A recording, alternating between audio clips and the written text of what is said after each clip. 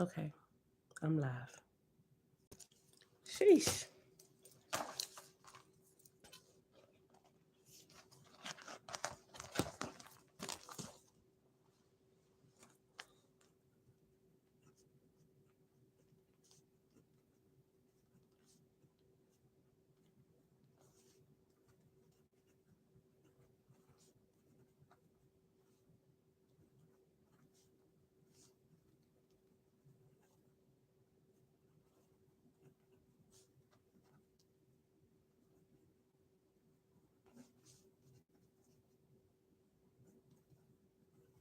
Top of the day, beautiful people. Sorry for the tardiness. I was live on Facebook. I had to restart my computer and everything. I wasn't able to pull YouTube up or nothing. So I just do the first thing I remember to do first, just restart everything. So sorry for the tardiness. I had to wait for everything to reboot, all that good stuff.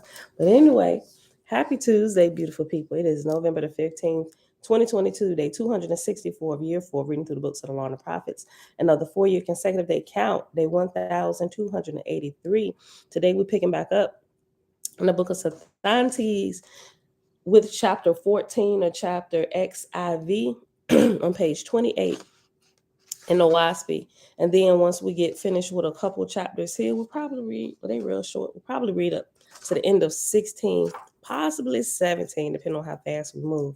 And then we'll hop on over to the Field Guide to the Spirit War and pick back up on page 78, which begins a new chapter entitled Soul Murder. All right. Let me see. Put it right there. There was a question Kevin asked yesterday. I'm not sure if he here. Maybe I'll wait to the end to answer because I got a few minutes to play with today. Let's see.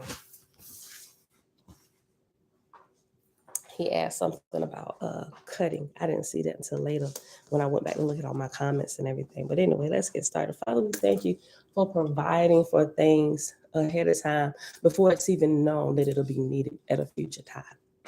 All right, y'all.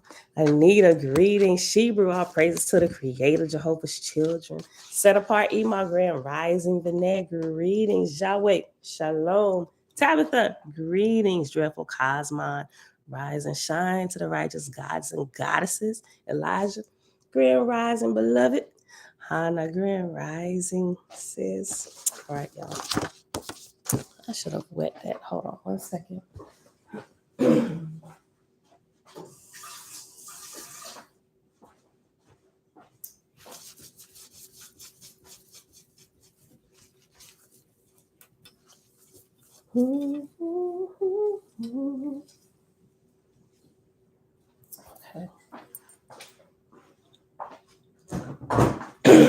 Okay, y'all. Jamia, shalom, shalom. All right, beautiful people.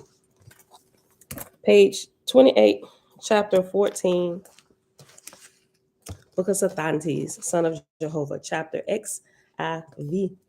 On the second day after the house of Moab was completed and all the members were in their respective places, Jehovah spake through God, saying, now is the beginning of the second resurrection, even as the corporean putteth off the corporal body and is born a spirit, becoming the first resurrection, so are ye, putting away individual self and becoming an organic community, the beginning of the second resurrection, right?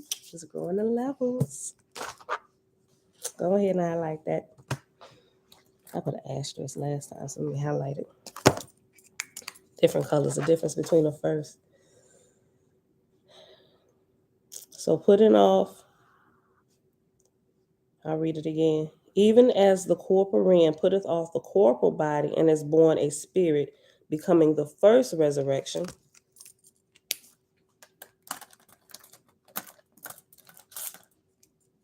So are ye, putting away individual self and becoming an organic community, the beginning of the second resurrection. So remember we talked about that a little bit yesterday. Now that they are grown up a little bit more, it's time to stop worrying about self, and now we're going to operate as a group and worry about our brothers and sisters, right? Help them to grow, right? Mom, shalom, shalom. Kevin, shalom, brother. Listen, you asked a question yesterday that I completely missed. I didn't see it until later in the day. Your question was, I wonder if self-mutilation is trying to dig the evil out, right? I'm not sure if you read ahead in here, but it actually, there's a portion in Field Guide to the Spirit World that talks about this a little bit. And I remembered it, so I jumped to the back. It's all the way, and we're gonna read it when we get done, but it's all the way at the back of the book. Hold on, make sure I put my mark in here. Where was that? Yeah, it's called Self-Mutilating Behavior. It starts on page 172 all the way to page 195. So we're going to read that at the end just to kind of answer your question. So I'm glad I went back and just kind of looked over stuff, see if I missed anything. So I want to answer that with what this shares in here. Okay. So let's go back, y'all. Page 28. I'm gonna just reread it again. I'm gonna start at one because we stopped at end of two. All right. On the second day after the house of Moab was completed and all the members were in their respective places, Jehovah spake through God, saying, now is the beginning of the second resurrection. Even as the corporean putteth off the corporal body and is born a spirit, becoming the first resurrection, so are ye, putting away individual self and becoming an organic community, the beginning of the second resurrection. As they of the first are for individual self, so have I bound them close on the face of the earth, and they survive on the earth on corporal food. So have I made them to survive in the lowest heaven on atmospheric food. As Moab hath risen above these conditions, so will I exalt the foundations of the house of Moab higher up from the earth than Horeb, and Moab shall be the lower house of my kingdom. The voice of Jehovah departed, and God saluted Hajah in the name of the Father. And a great light enveloped the house of Moab, and in Shinar chanted a hymn of praise. Thereafter, God arose and stood in the throne of Jehovah, saying, hear ye, O all ye people of heaven above and heaven below. The house of Moab, in the beginning of the second resurrection, is founded in Jehovah's name. Proclaim ye the words that have gone out of my mouth to the east and west and north and south, and to the swift messengers of the arcs of the firmament above. Glory, glory be to Jehovah, boundless and almighty creator, present and full of love, wisdom and power. Glory to thee forever and ever. Amen. The house of Moab chanted a proclamation. The swift messengers assumed their respective globes of light, and began to ascend in every direction, carrying the word to the exalted spheres. And God crowned Hajah as sub-god of Horeb, and he was proclaimed to all the quarters of heaven and earth. And the history of his name exists to this day as Jah among mortals, right? So that's where we get the name Jah or Yah, right? It's the first, we'll say, vice president to the original, the first God of the earth, when earth began to be populated by creator with gods and lords and sub-gods and the ranks, right? To help mortals, because now we're at an age where we can be guided, we can be inspired to raise higher and higher, right? That we may develop spiritually. So he was like vice president. I'm just saying. You ain't got to call him vice president, but I'm going to read it again. Hajah. Remember, Hajah started. When did Hajah? Because before Sathantes went on his journey, you gotta go back a couple of pages.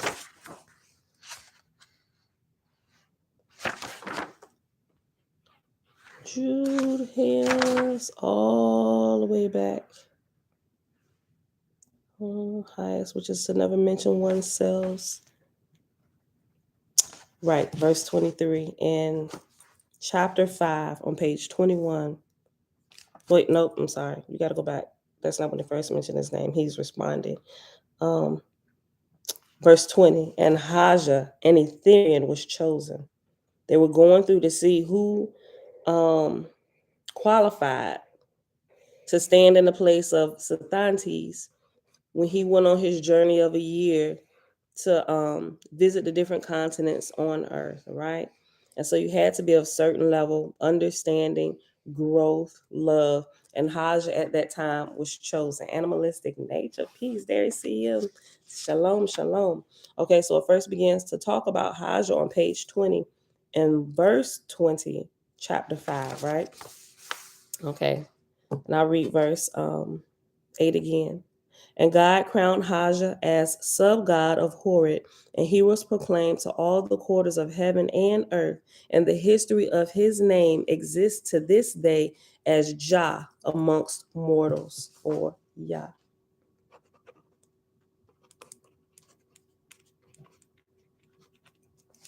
All right, so now we absolutely must adjust, because I highlighted this the first time, but it still didn't click, right? All right, so let's move on to the next chapter. So I will be catching myself and be referring to our creator as creator or father, or one of my more intimate terms is the most holy, right? Or the all light, or the ever present, right? Just to make sure now that this is clicking now, I'm just going to adjust. Bronze Yog. Shalom. All right, chapter 15, or chapter XV. Haja said, with the exaltation of Moab, so shall my places be exalted before Jehovah.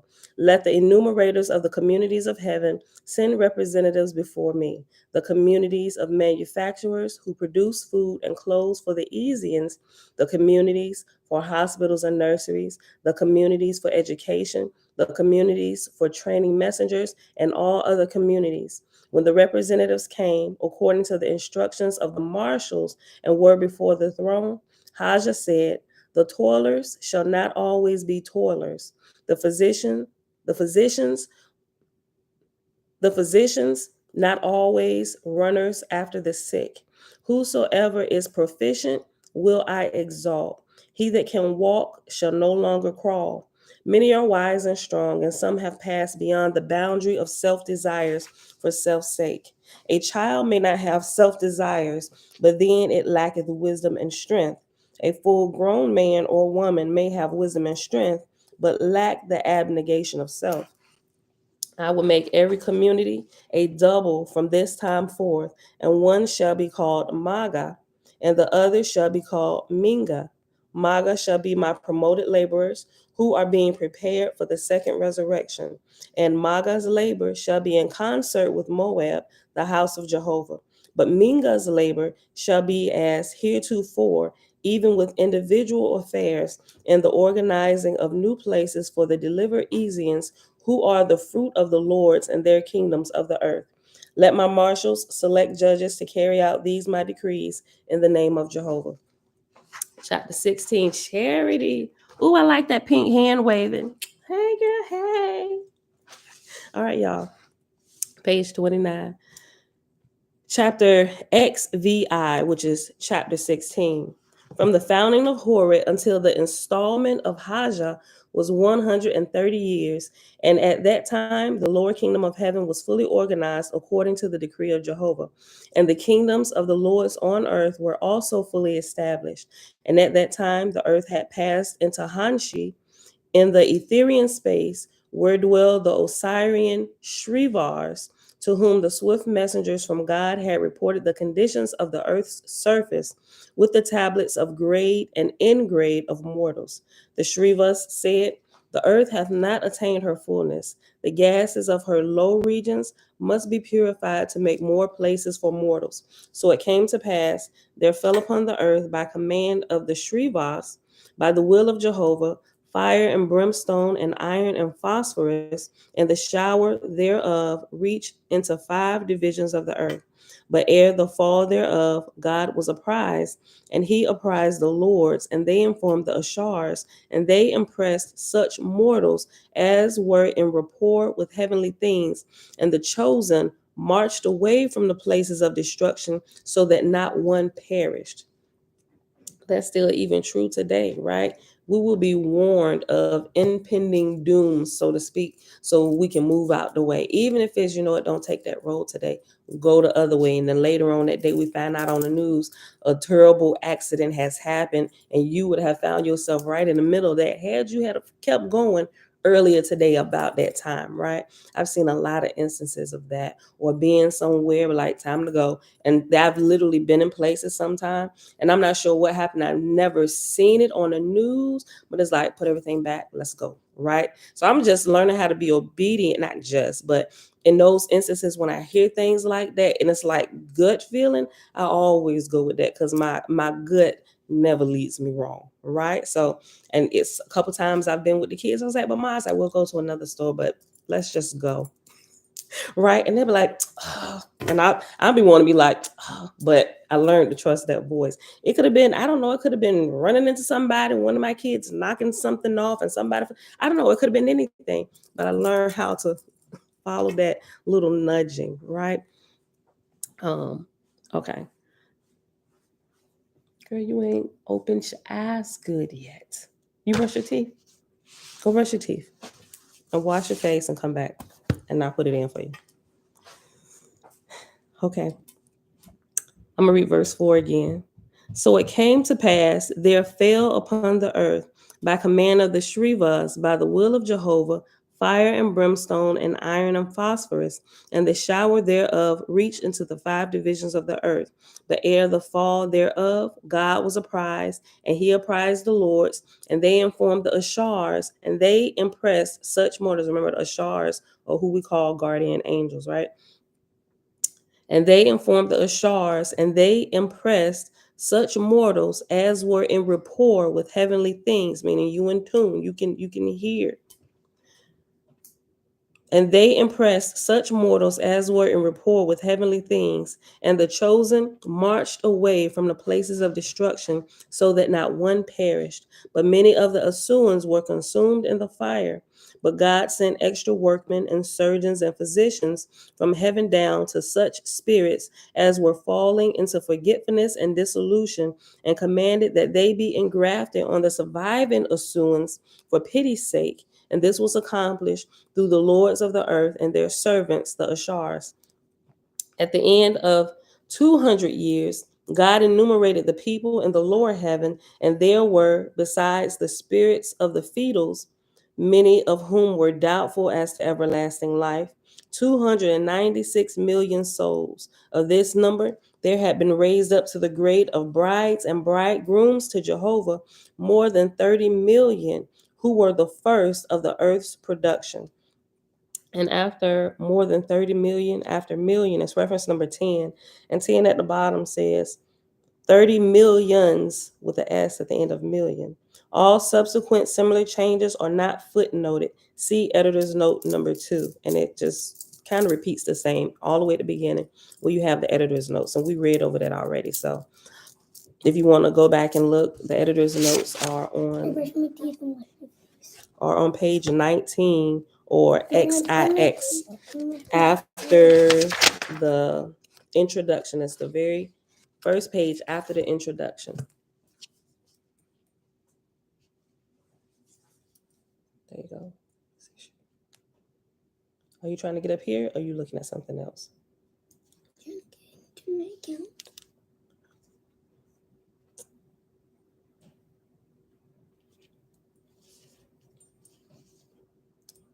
What's that stuck? Okay. Get on something else. Or figure that out and come back and I'll log you in. All right. Or just scroll up out of that. Audrey, shalom, shalom. Okay. Verse 8, page 29.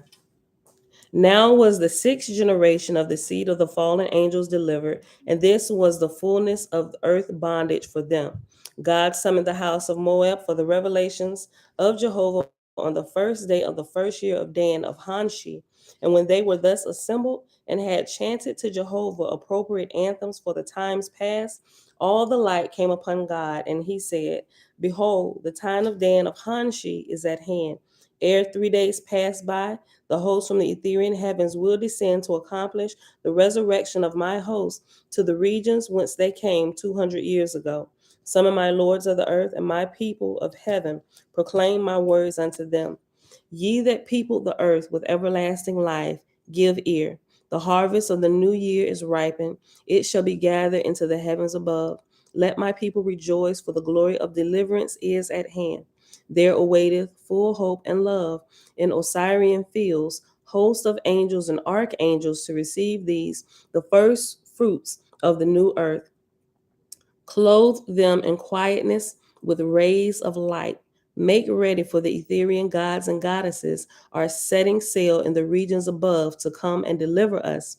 Proclaim my words in all places in the name of Jehovah, and add unto them, saying, and to as many as desire to ascend, come ye to Moab in the name of the Son of Jehovah. Remember, son is another name, clearly. We're sons and daughters, right? But that's also interchangeable with God, with the title God, right?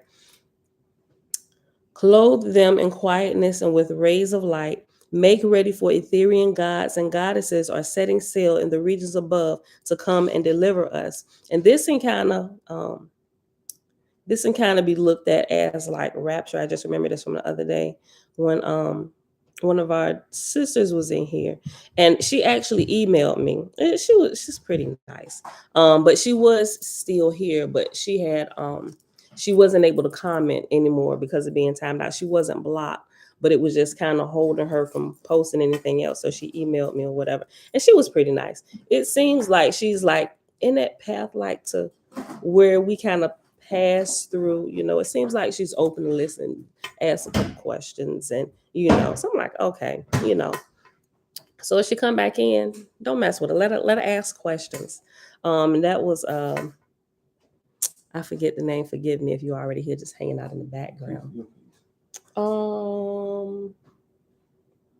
Those yours right here, or they might be upstairs on the desk. I didn't. You had them last. What jacket did you have on? Voila.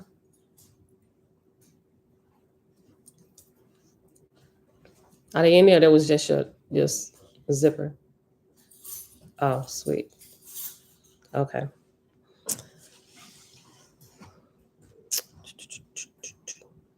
Okay, verse 15, page 29. Proclaim my words in all places in the name of Jehovah, and add unto them, saying, and as to many as desire to ascend, come ye to Moab in the name of the Son of Jehovah. So remember, these are brides and bridegrooms who are about to ascend, or you can say rapture, but they're not rapture out of a incomplete life and incomplete assignments, that you don't get to go with a bunch of incompleteness. They had many years before, had already what we call here on this plane death. They had already died, right? So they was already in spirit, and they was going through the different levels, and they had made it up to the third heaven, right? That's where you graduate as brides and bridegrooms, what we hear Revelation talking about, right? They just kind of, they pulled it out, push it together with a lot of stuff, thinking that when we die here, we get to be one of them. All right, man. But it's a lot of classes and grades you got to ascend through before you even get the title of bride and bridegroom. All right, BC, shalom, shalom. Okay, verse 16, one page 29, with the end of chapter 16, verse 16. Messengers went forth both in heaven and on the earth, and proclaimed as had been commanded. And on the third day there assembled in Moab and Horeb 90 million angels to witness the descending and ascending of Jehovah's chosen.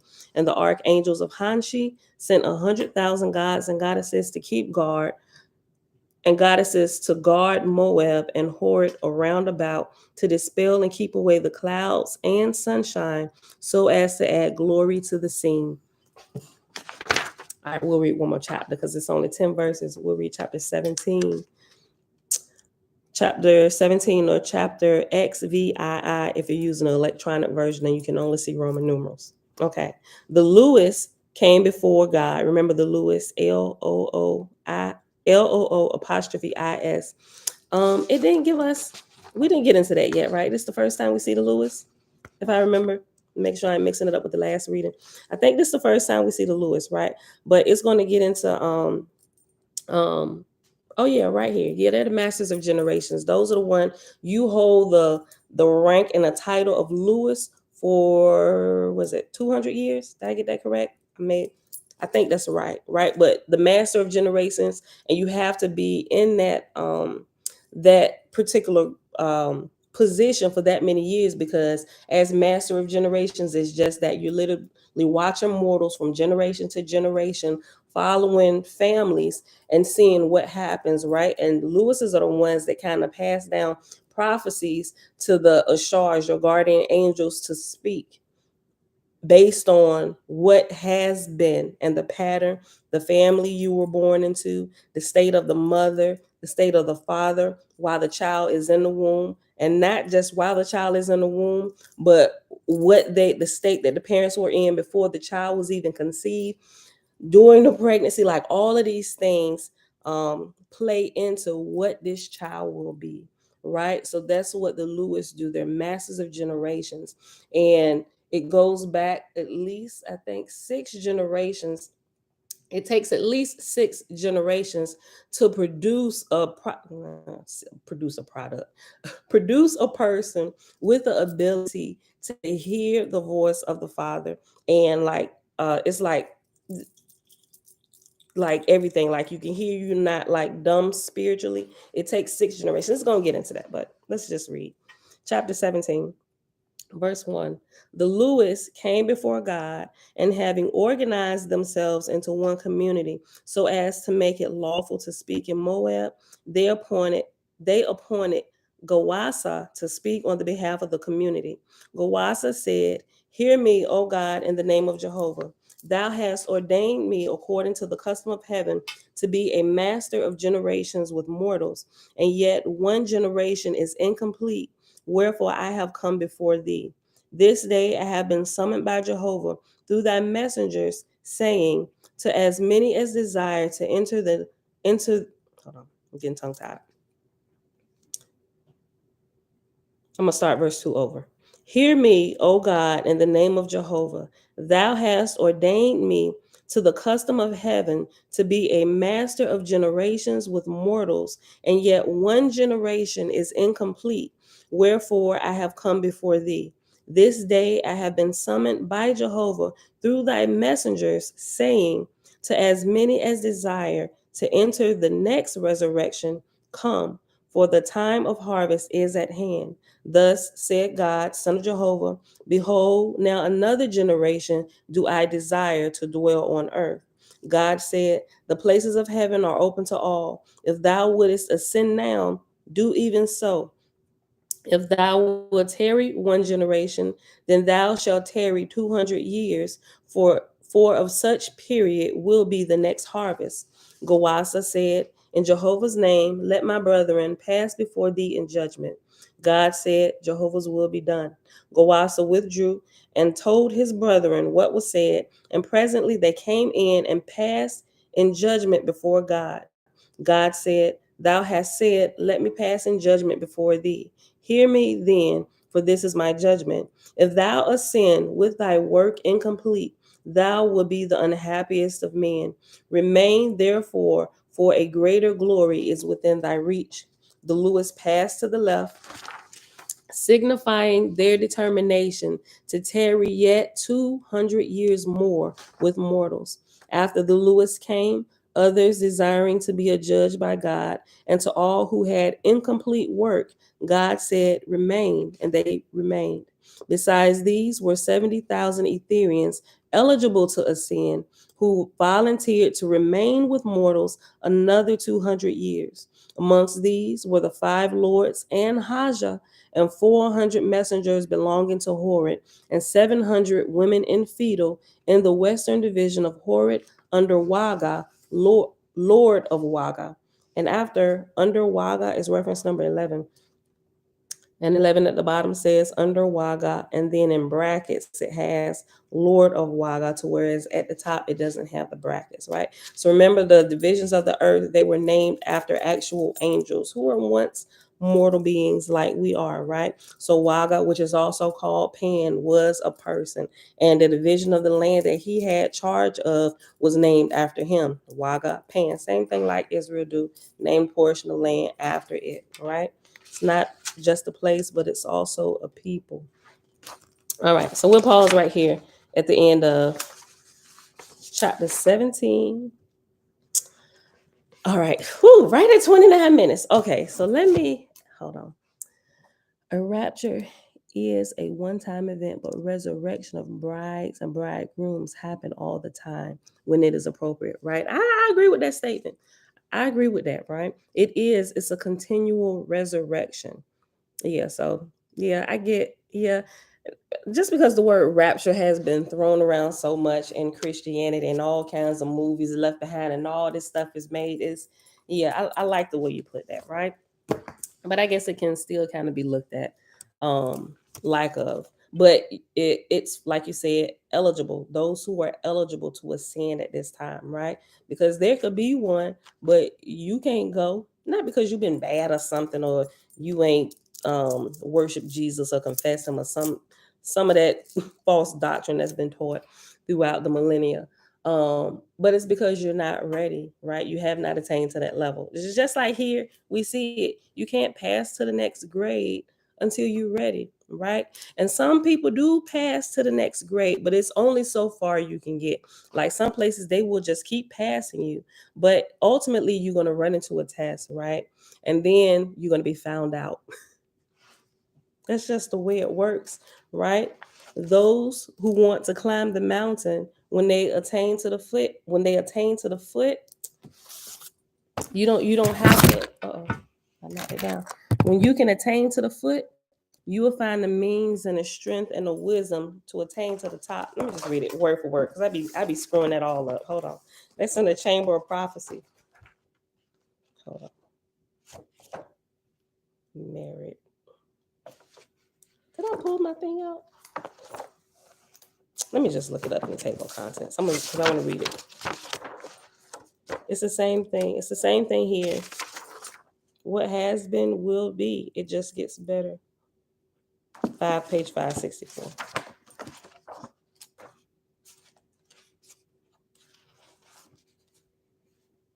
Yeah, Chamber of Prophecy, page 564. God said, before learning to approach the foot of the throne, what profit is it to show them the way to mount upon the throne itself? Like, why waste your breath and tell them how to get up there and they can't even get to the foot? God said, before learning to approach the foot of the throne, what profit is it to show them the way to mount upon the throne itself? Preserve, therefore, the secrets of prophecy for such as apply themselves to keeping Jehovah's commandments. Those who have attained to the foot can of themselves find the way to mount upon it. I love that. Okay. Every 200 years. Yeah, it says it in here. Every 200 years, there is a resurrection, right? So look, we did the math. Hold on, real quick. Let's do that again. So Cosmon started. When did Cosmon start? 1881? Because I be screwing that all up sometime. Let's say 1881. What was 200 years?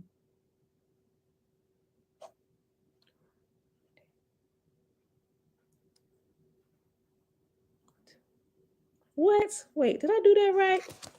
I think that I be screwing up. 1848, right? Which takes us to what was it? 2048? I think it was 2048. If that is indeed true, right? So the next resurrection, or the first resurrection after the beginning of Cosmon, would be 2048, right? Am I right? Am I screwing my numbers up still? But y'all get it. 1848 it started, and then you add 200 years. So yeah, 2048. Okay. All right, y'all. So we ain't gonna get into all that. All right. So yesterday, I wonder.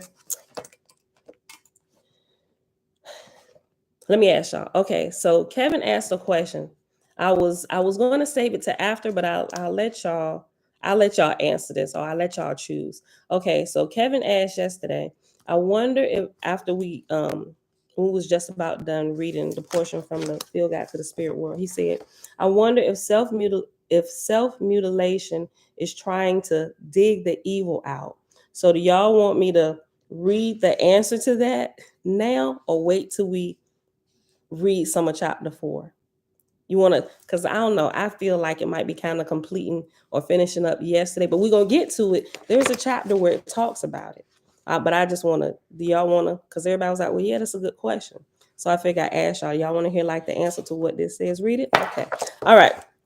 So we were in the Black Dog Unleashed, which is chapter 3, right? So most of the chapter is talking about suicide, right? How it starts, how people get caught in the trap of that, how they open themselves up to it through traumas, different things inflicted upon them, a lot of just everything, right? So there's also, to find it, I went to the table, not the table of contents, the index. And so I was looking under suicide, I couldn't find it, but I remember because I listened to it twice, I was like, they talked about this. What did they find it? So I had to look for cutting. In the index, when you find cutting, it has page 172 to 75, right? And so right here on page 172, if you got the book, go ahead and jump to it. Um, and this chapter is entitled Countless Mental Vagaries, which is, what chapter is this?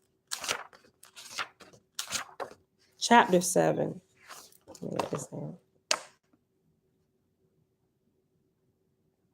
Chapter 7, which begins on page 159. All right, we're not going to read from the beginning of this chapter.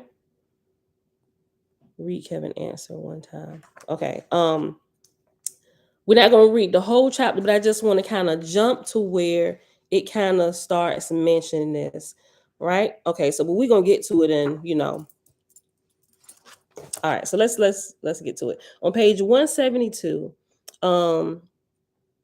let's go up to the second paragraph, and we're just going to kind of read through. Shucks, this might take us to the end of the hour, but like I said, I still got a few minutes to play with this morning, so we can still read some of chapter 4. Okay, so the paragraph that starts without the forest in view. Steph and shalom, shalom. Okay, page 172 in the Field Guide to the Spirit World. Without the forest in view, our neat little categories only create confusion by overlapping so much. Victor's OCD overlaps with MPD. We have yet to grasp the grand principle that underlies all this spillover. Autists, and those with autism, autists, after all, tend to present with an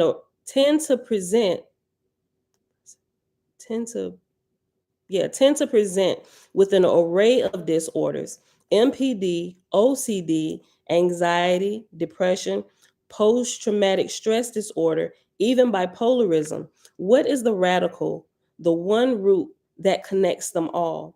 It all goes back to the prototype of the autist, that exquisitely sensitive human being. The autist has the psychic door open. Stuff flows in willy-nilly. Gifts of the Spirit, on the other hand, foster tender-hearted souls, knowingness, and innate gentleness. The open door, on the other hand, can mean exposure, overexposure, hence a terrible vulnerability to sensory extremes like hyperesthesia or ghost seeing, which is why you are, even like I mentioned before, if you go on YouTube, you have people talking about different types of spiritual experiences, to where I was like, well, I went through that and I didn't even get all of that. Our backgrounds, what makes us up, or our experiences in life kind of determines the outcome of what we get when we enter there, right? Because some people enter, for lack of better words at this moment, people enter that realm unknowingly and ignorantly, trying to tap in illegally, sometimes using drugs or some other type of things so they can have spiritual experiences. And if they haven't already gone through processes of healing, just different things, they encounter this whole realm that they have no clue how to handle or how to operate, and they get scared. Fear comes in, and that opens up a door, and the spirits that are hanging around, they come in, and it's like, oh my gosh, I done got tangled up into new age moving and got demon possessed, and you have no clue what's going on, right? Which is why I like to say, I mean, I know some people do it under the guidance of, shamans, of, whatever have you, right? But my personal experience is to not do any of that. I want to have the most organic spiritual experience as possible, without the without running into difficulties because something within me has been clogged up, has been covered over by a substance that I was taking to be more spiritual, right? I don't ever want to do that. Now some people do it and they are great, but that's just not my my experience, and that's not the route I choose to take. I literally want to walk the manual. I want to learn the manual way before I learn about the shortcuts, and I can choose whether I want to take the shortcut. I was like, you know what? I enjoy the journey. Let's take the long road, right? It's so much to learn on the long road, but some people don't have the patience for it. Okay. The artist has the psychic door open. Stuff flows in willy nilly. Gifts of the spirit, on the other hand, foster tender hearted souls. And these are the ones like they just kind of take the long road, so to speak. I'm not saying that they don't have issues because they do. It just depends on how you grow, right? And your willingness, your openness, how pliable you are, teachable, all that good stuff, right? Gifts of the Spirit, on the other hand, foster tender-hearted souls, knowingness, and innate gentleness. The open door, on the other hand, can mean exposure, overexposure, hence a terrible vulnerability to sensory extremes like hyperesthesia or ghost seeing. Along with the paranormal spectrum are a wealth of talents seen in the artist. Foreknowledge or precognition is second nature. Clairvoyance is just as common as are telepathy and mind reading, communing with angels, capacity to perceive all things seen and unseen. W. Stillman, 2006, page 6. And this is where it gets into the self mutilation. On the downside are serious difficulties like mutism and suicidal urges and self harm, like Victor and other artists who sometimes, quote, committed acts of self injury, end quote. The OCD specialist, Dr. Stephen Levenkron, speaks of Lauren's, quote, self mutilating behavior, end quote. With over a dozen scars on each arm, Lauren explains her reason for cutting herself. It is a distraction strategy. Now listen to this. Listen to this. Nava, hey girl, hey, Miss Amazing Wonder, shalom. What makes you cut yourself? The doctor asks. Quote, most of the time, all the other stuff, the rituals, the exercises, they use up enough energy so that this doesn't have to happen, end quote. But what do you get from cutting yourself? Pain. What does the pain do for you? It brings me back. It brings you back from what or where? It brings you back from being away from yourself. Like when you go into that sunken place, it's like y'all seen that movie Inception. I think it's Inception with Leonardo DiCaprio, right? Remember that what was it? The Sometimes it was like the phone call or a dunking in water or something like that that brings you back to yourself to make you realize, hey, you were gone, you were in another realm. Come back. It brings you back from that sunken place, right? From being spaced out. It gets your attention, right? And if you the uh um the movie Split, right? The movie Split that we've been talking about. If you watch it, remember the end of the movie to where when the girl who the one girl who didn't get killed, right? The young girl where it showed flashbacks of her growing up hunting with her dad and her uncle. Then we found out that she was abused and she was molested by her uncle.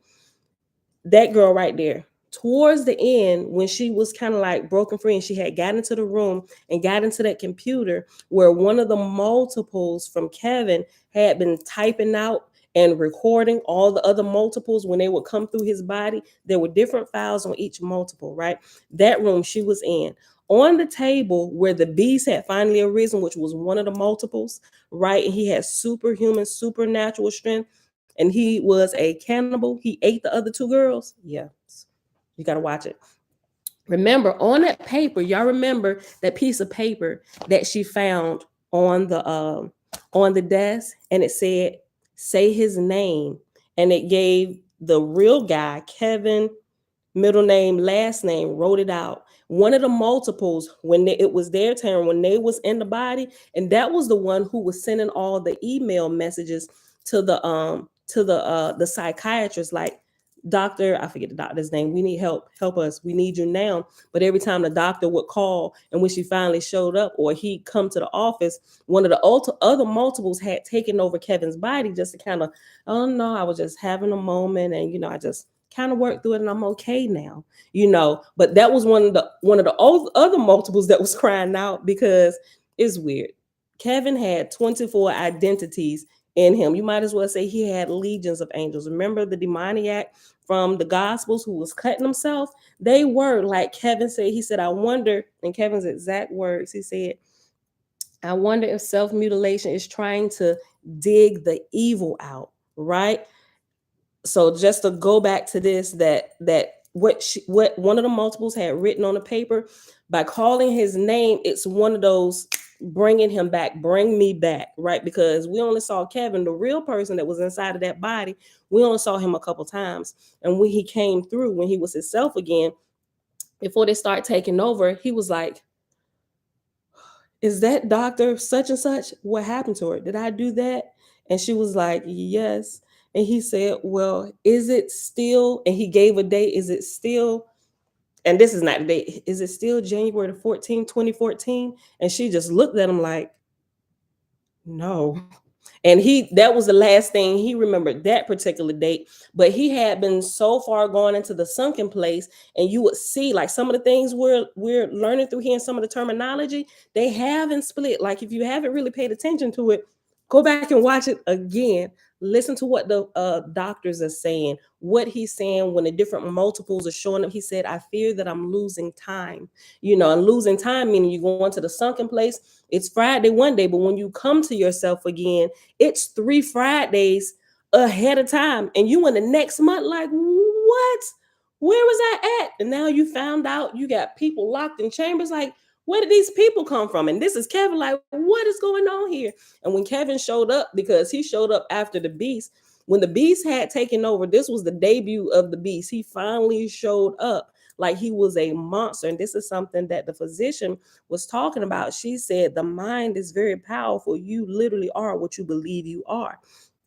And so there were some multiples that was inside of Kevin that was trying, well, they all the multiples saying that they were trying to protect Kevin. Because remember how the different multiple personalities and all this stuff comes in is because of some type of trauma where the native spirit checks out, and the spirit that comes in is like, don't worry about this, we got this, they ain't never gonna do this to you again, right? And they come in to protect the native spirit, right? So that they don't have to feel this pain and trauma. But pain is what brings them back. It's what drives it out, which is why during exorcisms, and they do electroshock therapy to people who have multiple personalities, because they realize pain will call them back, right? And those altered spirits or different spirits, they don't like pain. They don't want to be inside of a host where pain is being inflicted upon them, which is why they will also drive. It's a couple different things.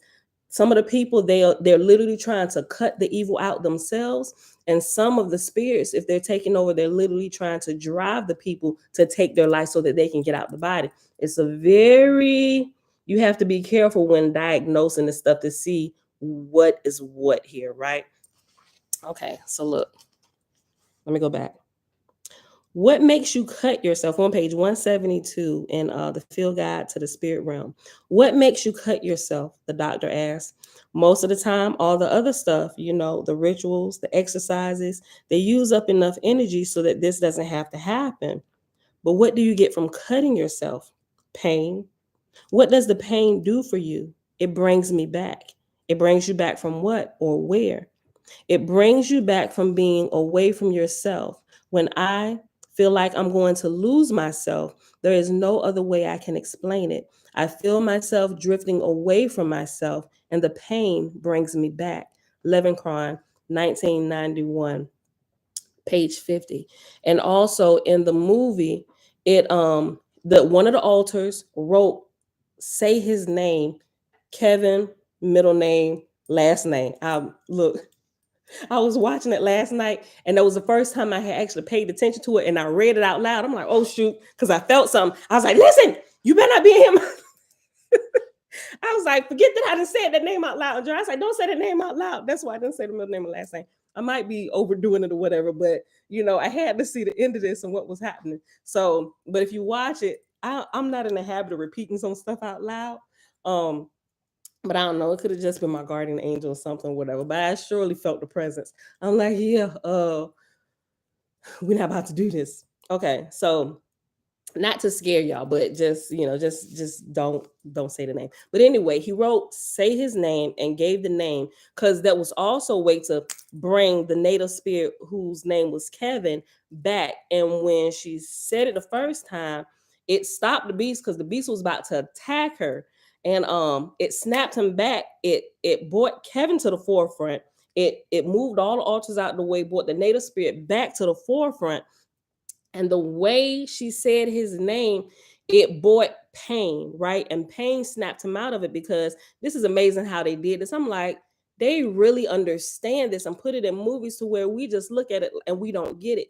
But when she said his full name, it brought Kevin to the front. All his other 20 plus him, his natal spirit was the original, right? So you can probably say it was 25 of them in there, and the first original one being Kevin himself, and the other 24 were altars.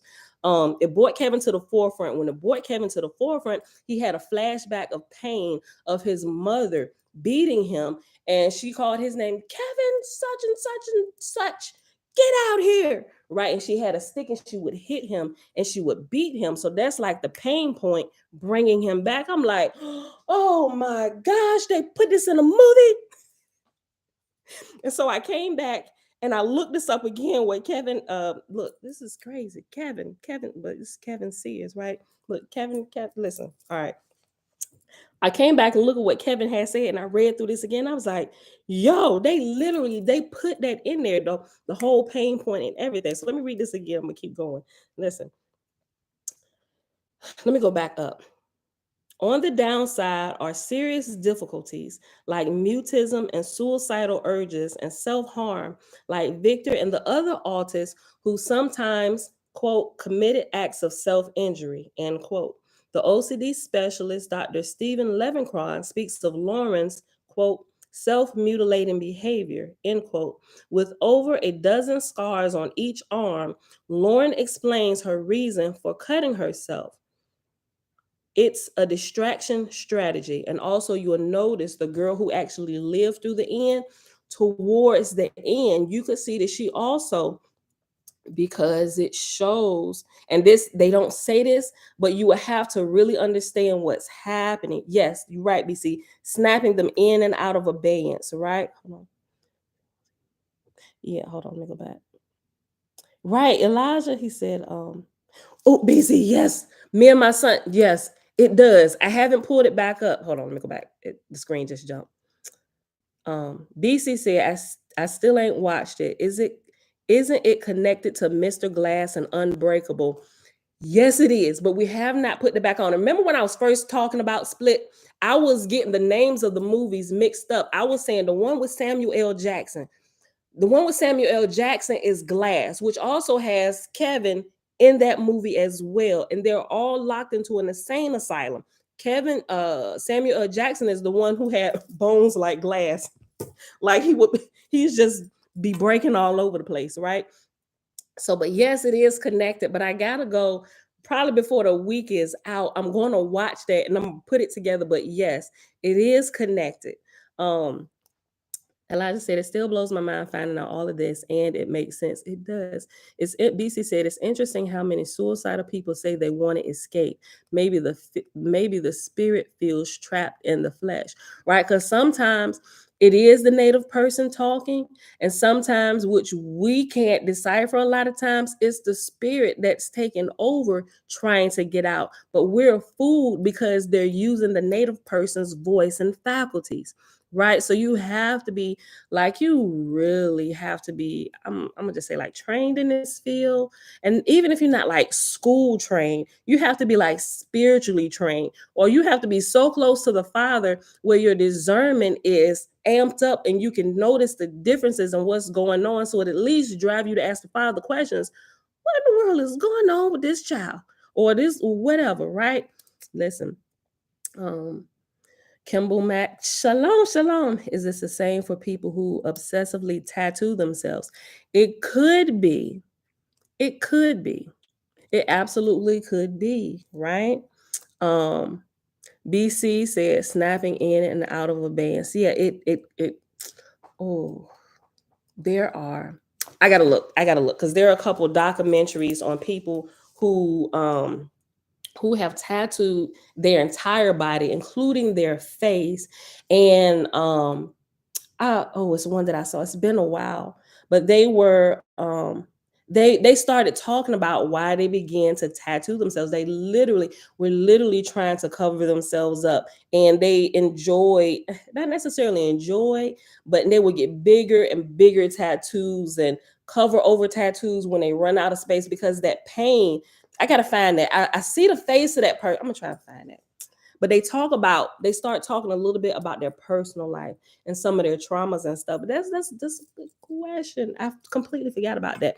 But not all, but some actually do. It's like the same thing. They're not maybe they don't have the strength to go slice themselves up, so they do like the next best thing.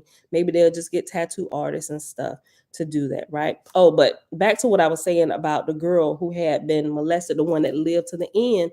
You have to really be paying attention, and you began to see as she broke out, because she was pretty much covered the whole video.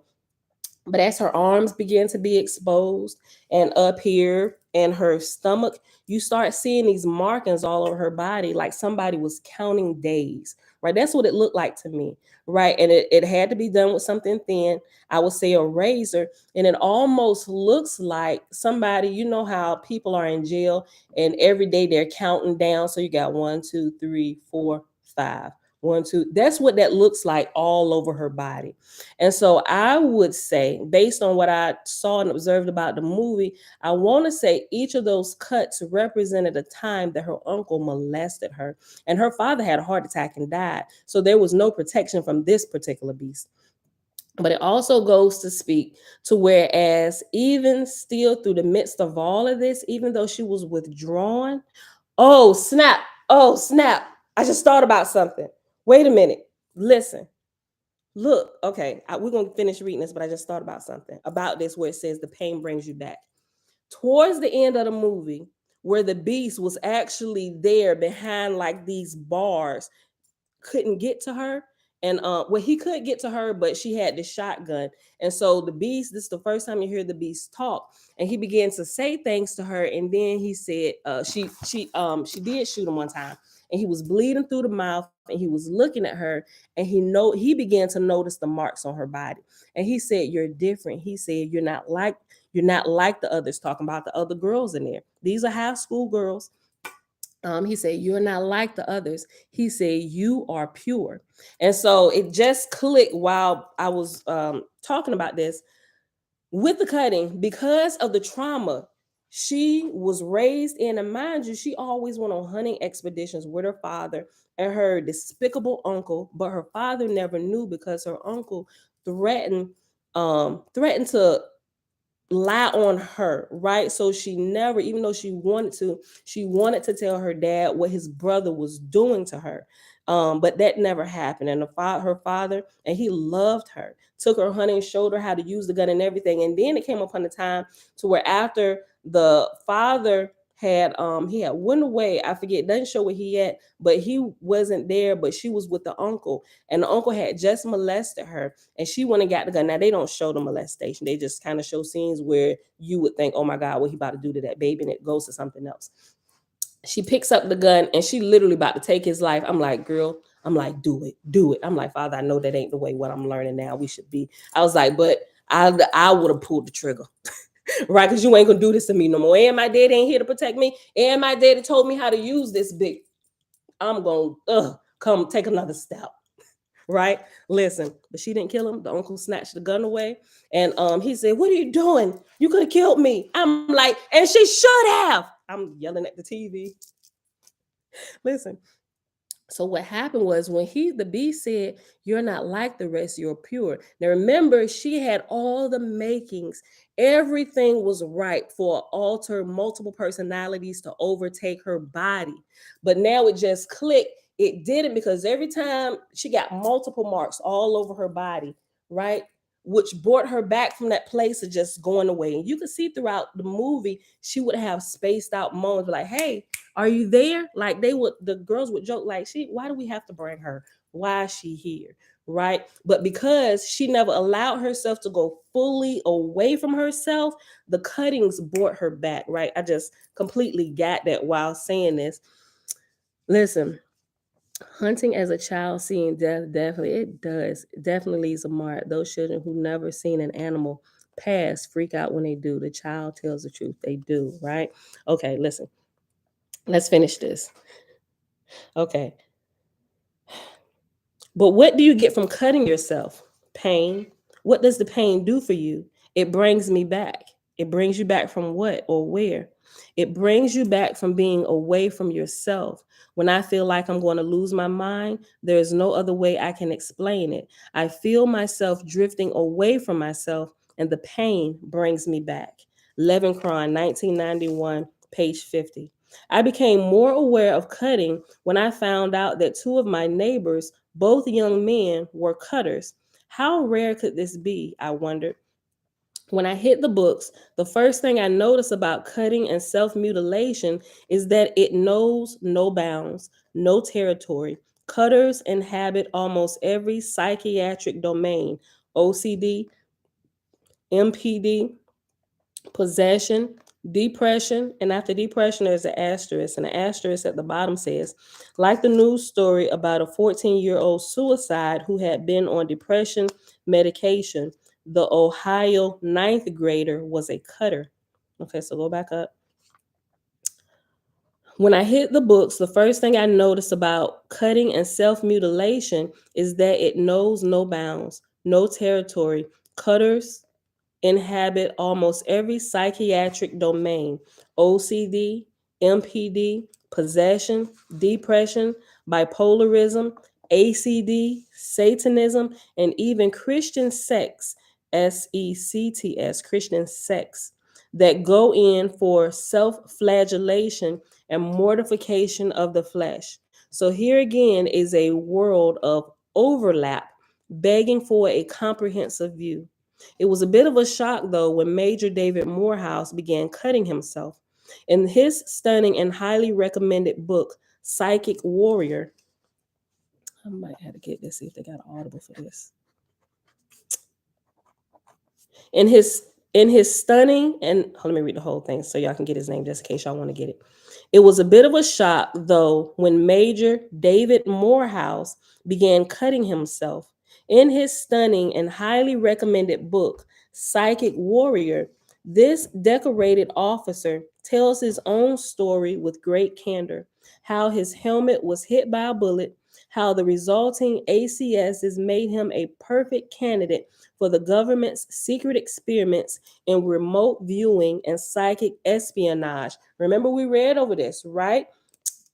The CIA document videos. There's a playlist. If you haven't read over this that was released by the government, you should read that. We read it out loud. And it gives proof that this stuff is real. Remote viewing, alternate, I'm sorry, not alternate, remote viewing, out of body experiences, astral projection, whatever you want to call it. They tested this. They said yes, and every person is capable of it, and they learn how to use it as a tool for their own selfish reasons for the government. And then when they done using these men and women in the military, they just discard them and then fight with them and won't give them their benefits. They literally got to fight to get this, and they about to take their life because you misuse them, right? And I'm just getting started. It was a bit of a shock, though, when Major David Morehouse began cutting himself. In his stunning and highly recommended book, Psychic Warrior, this decorated officer tells his own story with great candor: how his helmet was hit by a bullet, how the resulting ACSs made him a perfect candidate for the government's secret experiments in remote viewing and psychic espionage, and it has ESP in capital letter. While it's spelling out espionage, it has the ESP capitalized and the rest of the letters in lowercase. But with his mind's eye open, the haunting images were unstoppable and the OBEs uncontrollable. I got a superb, I got the superb phrases, quote, in the ether and, quote, touching the darkness, end quote, from David's brilliant testimony.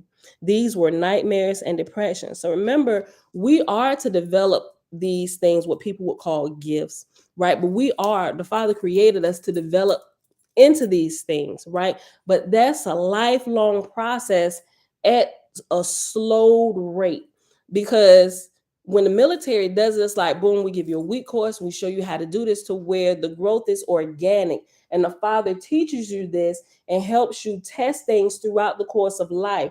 As your understanding grows and your wisdom develops, these things, these gifts, or these things that should be gifts, it can develop appropriately and organically, and you have your life experience and stories to share about when it started happening and what you observed and stuff, right? People don't get that when they're thrown in here and you're given a week course and boom, let's put it to work. You can work for us using this, right? They don't get the experience. They don't really get to develop it really on their own.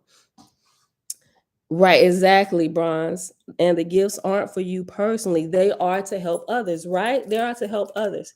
I mean, you benefit because you're like, oh my gosh, you get to see stuff and you're developing, your comprehension is developing. You grow in the process, but as you are growing and you're developing this, is to help your brothers and sisters, right? As a community, right? These are community, they're individual, but they're community gifts, right? It's for the overall development of the body. Just like you have there are different things, like every part of my body is amazing in itself, right? But if my hand stood alone by itself, how good would it be? Just like, I mean, it's only so much my hand can scratch of itself, right? I mean, shoot, you can help the body out over here. I mean, if you go off to yourself, who gonna help you scratch your back? Well, we got another hand, right? I mean, your gifts will help you a little, right? But when you apply it to the rest of the body, oh my gosh, we can wash the body, right? Oh my gosh, you can really only do this, right? If you just, y'all get it, right? It's for others. You benefit little, but when you apply that gift to the overall whole, it becomes amazing. Okay, listen.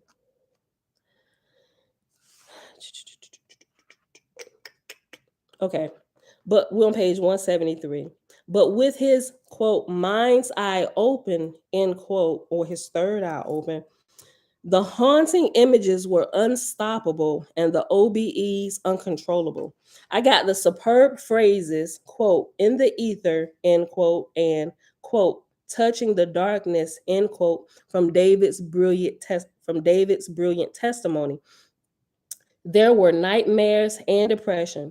Worst of all were David's fears of harming himself or others. His hands trembled even thinking about the awful vision he had of killing his entire family. And then there was the cutting. He pleaded with the army psychiatrist, quote, why would I cut myself? End quote. Was it the dark ones in the ether? The doctor hedged, quote, you mustn't let yourself believe that something came out of the darkness and lacerated you. That just can't happen. I believe that the images that come freely to you are messages or symbols from deep in your limbic system, end quote.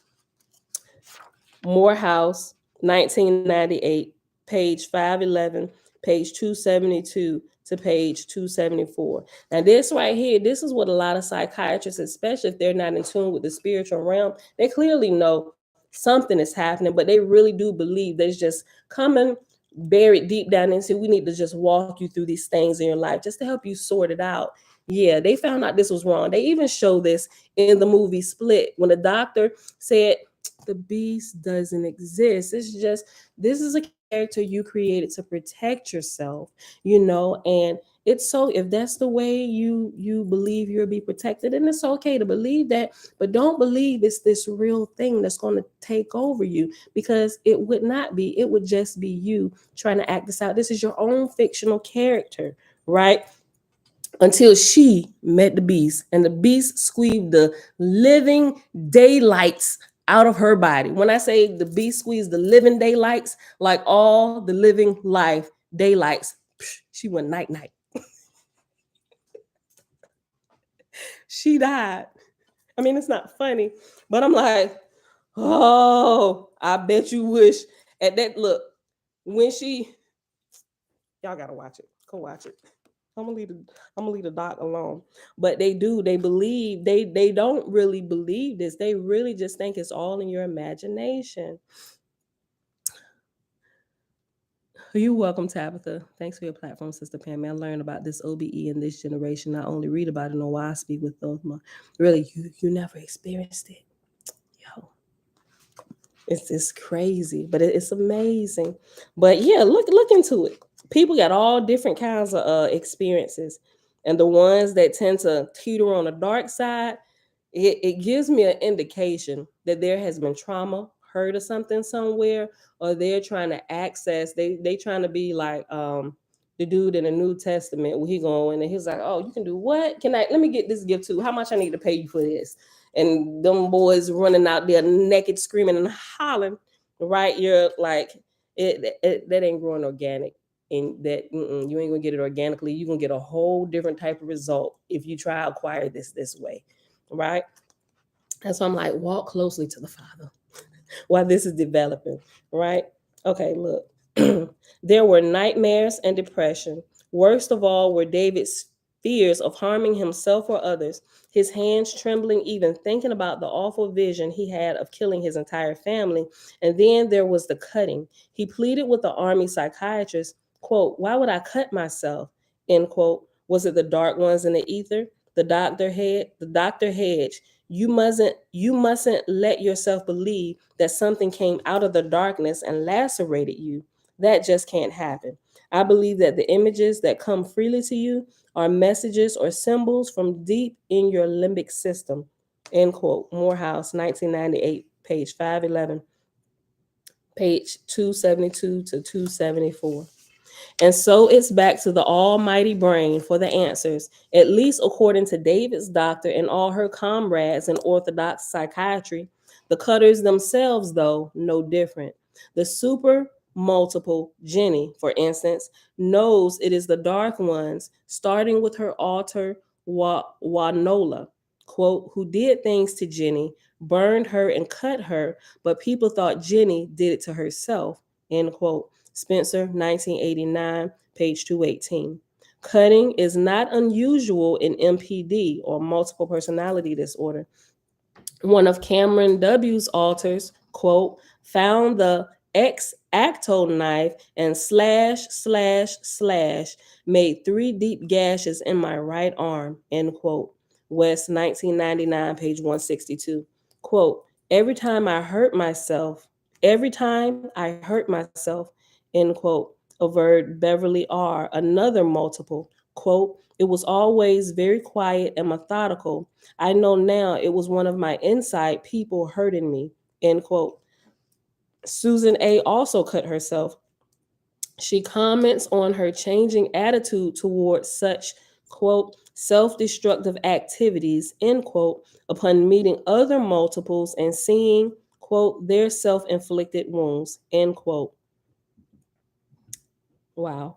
Cohen et al., 1991, page 54 and page 130. Yet another multiple, the therapist asked to see her arms and they were covered with grooves. Quote, it looked like a miniature plow field, end quote. Schoenwolf, 1991, page 22. Quote, he would cry out and cut himself with stones, end quote. The book of Mark, chapter 5, verse 5. Time and place have little effect on the strange ritual of self-wounding. In Africa, a possessed man wounds himself with stones and pieces of wood. In India, the person possessed by Pisaka, quote, tears his flesh with his nails, end quote, Ostrich, 1935, page 173. I watched it. Oh, virtual today. Yeah. I'm about to say, what is you still doing here? Okay. But look, I watched the documentary. Okay. Well, And I boom. watched Okay. Undiscovered. All right. We ain't talking about that. Roll. Listen. Okay. We'll talk about that. That's a whole different subject. Take that. Are you going live down here? I'm going now. Okay. All right. Something. That's he just watched Close Encounters of the Fifth Kind. So and something. Okay, we'll talk about this. Just know they kind said, of a different topic. They said 1% that follows it, or a certain percentage that's right, they think can affect the rest of the percentage in the world. The people that are unconscious, they don't even have to do nothing compared to people that are unconscious. See, he don't care. He don't care about my time here. He just, and I told him this is a different subject. He's still gonna keep talking. Because it's so. Go. Because you can feel. Go. You gotta love Jeremiah. Okay. Okay. We're on page 174, y'all. Time and place have little effect on the strange ritual of self-wounding. In Africa, a possessed man wounds himself with stones and pieces of wood. In India, the person possessed by Pisaka, Pisaka, quote, tears his flesh with his nails, end quote. Ostrich, 1935, page 173. Quote, it is a true compulsion, end quote, declared Annalise Michael, the fatally possessed German girl who inflicted wounds on herself, presumably to control her state of consciousness. Goodman, 1981, page 84 to 247.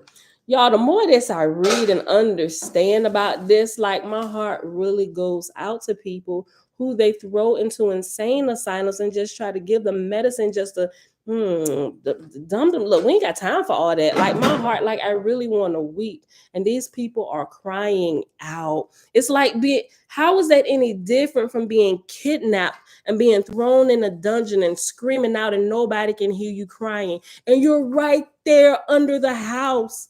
And people living here, the girls, when they got, well, the one girl that lived, when she realized they were, from the way it looked like it was out somewhere where nobody was.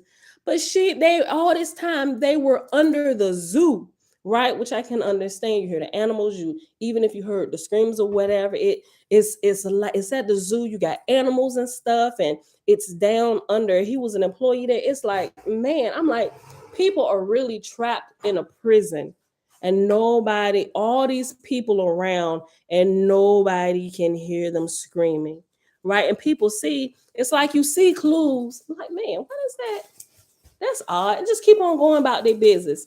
Man, the Father wake us up, and man, I'm grateful for Susan B. Martinez and this book. I'm sure she's not the only one that talks about stuff like this, but I guess this is the first one that's really caught my attention, and it really has me looking at things in a different light, and even thinking about deliverance and church deliverance ministry and some of this stuff, casting out devils and people and everybody, just mental disruptions and all of this stuff. I'm just in hindsight now, I'm sitting back and I'm going through some of these things that I experienced with different people being in different places and just really walking through the situation again and looking at stuff. I'm like, oh my gosh, how do we miss that?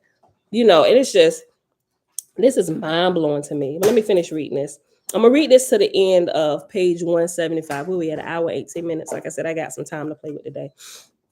But we may not start the next chapter. We may not. Okay. Let's see. Quote, it is a true compulsion, end quote, declared Annalise Michael, the fatally possessed German girl who inflicted wounds on herself, presumably to control her state of consciousness. Goodman, 1981, page 84 and page 247. Or as FD put in her anonymous testimony of the, quote, spiritual assault, end quote, that plagued her as a naive ashram devotee, and, quote, unseen force tried to make me do actions against my will, including hurting myself, end quote. or the possessed girl Marianne in her fits would, quote, tear her own skin or batter her head against the wall, end quote. Martin, 1976, page 59. Or Becca, Dr. Peck's anorexic, suicidal, and possessed patient who would slash her arms with, quote, Nazi knives, end quote. Peck, 2005, page 147. A Swiss Army knife. A Swiss Army knife was the slasher of choice for a teenage vampire gang in Florida, though some used an X-Acto knife or razor blade. Quote, Rod's arms and chest were covered with marks all up and down, end quote. The other kids, quote, had weird cuts too, end quote.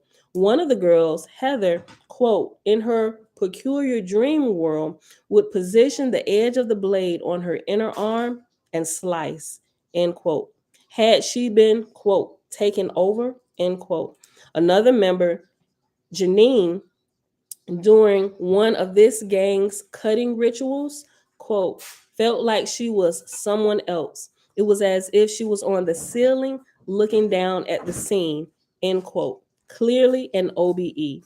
Jones, 1999, page 8, page 34, page 177. Gloria Shalom. When Andy H., a bipolar guy, says he doesn't remember cutting himself, that lost time signals self. Hold on. When Andy H., a bipolar guy, says he doesn't remember cutting himself, that lost time signals self in abeyance, or he lost time and he doesn't remember. That means he was out, he was in a sunken place when this happened. Something else was taking over, it was driving your body.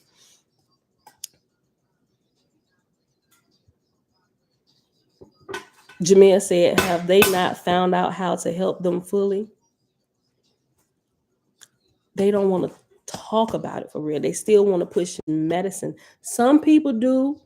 Thankfully, there are some people getting in the field. They're just trying to, and I'm not in that field. Just I do read some medical articles and different things of the such. Even more now since I started like reading Oahspe and just really looking into things and observing things. And I'm just like, what are people doing? They if they would stop denying that the spiritual realm actually exists, and this could be other people actually infiltrating these people's bodies, they'll get a little bit further, right? And I don't know. I'm not a medical physician. Neither am I authorized to give any kind of medical advice. Right, let me say that. But from my observance, just from the little bit, and I haven't even begun to scratch the surface yet. I think we're moving in that direction, but I still think we got a long way to go. So I really do believe it's incumbent upon those who are spiritual and understand these things, not just like, okay, we're going out here to help everybody. I ain't doing that. What I'm saying is I'm gonna stay in my lane. And when things come across my path, when I can see and I can recognize, I'll seek wisdom on if I'm supposed to intervene, how I should intervene to help said person. Because it's a couple people in my sphere of influence that has some of this stuff going on, right? And I've been observing, asking questions, just kind of staying back a little bit and just different things, looking at some of the traumas that they've experienced, some of the things that they shared with me. Actually talking to one of them and talking to a couple different multiples. I was joking with my sister the other day. I'm like, girl, it scared the piss out of me. I said I was scared to turn my back on my butcher block in my kitchen because I didn't know if that person that was speaking at that time was going to take a knife and try to kill me in my house. Like, I was so serious. And I was just telling her this the other day. I make jokes about everything, just try to lighten it up. But this is real. Like, and when talking to this person, I could tell when it switched over. It was ever so slightly, but when I realized it real quick, I'm like, Father, protect me. I was like, because I'm no longer talking to such and such person. And so I began to ask questions. And I'm just like, yo, you can't make this stuff up. They told me that they were one of the ones who had lived from the beginning of time, and that they were a god, and that they created a lot of this stuff. I'm like, and I'm in my head thinking like, holy shit. Like, and I'm trying to stay calm, not to make faces and shake, because I had already, well, shucks, we was halfway reading through Oahspe, and I had read over some of this stuff. And I know this person hadn't read through Oahspe, like, because you haven't even reached your 30s yet, right? And I know this was not, from what I know, this book is not on your radar. So some of this stuff, it was like, I'm just like, I didn't know what to do. And my sister is a medical professional, and I'm just like, and I know you don't work in a psychiatric portion of it, but you are on like suicide watch when you're training some of this stuff. I'm like, what in the world? And that's when I got to talk about. I was like, I was scared because we was in my kitchen talking. When I say, and this was a day, we had a project going on, and the kids were here, but like my husband wasn't here. Like I said, we had another project going on, and they was pretty much gone the entire day. But when I said this normal person doesn't, and people can talk sometimes, but when you have the strength to talk for 6 hours straight, standing here in my kitchen, and I stand up a lot, and I had to sit down, and I'm wondering about, I'm like, this is this person getting tired? Like all this stuff I'm running through my head, being like on the top of my, making sure I'm like, I'm just being aware, because I'm not sure what's gonna happen. Right. Not that I was afraid, but I kind of was. And I didn't know what to expect. I'm just gathering information, making sure the kids just y'all go upstairs, and I'm thinking, what if there's a flip out? My gun is upstairs, but do I want to kill this person? Like all of this stuff is going through my head, like all this, like this is real. And the person that I was talking to was not the native person. It was an ancient spirit. And I'm just like, first of all, I don't even understand how you would even get access to this particular person, not a spirit as ancient as this. And it's just, y'all, and I just this is real. Like the hair on my arms is standing up. And I don't want to say like too much, because I'm still learning and just observing stuff, and it's just like I don't know. I'm still learning, just like y'all. I don't. But what I do know is I'm not foolish enough to say that this is all in your head, like, because I could tell the change and switch, and some of the words and how you were talking doesn't that's not like the real person I know. I'm like, that's, you know how when you talking to somebody, it's like, that ain't them talking, because you know this particular person. It's a whole different type of personality, and it's crazy, right? So yeah, it's just, we got to really be careful. I really know that it's not all in people's head. There is a lot of truth to this. um but yeah, so that's all I'm gonna say about that at this moment. Because this is still an active situation. So look, okay, hold on, let me go back up here.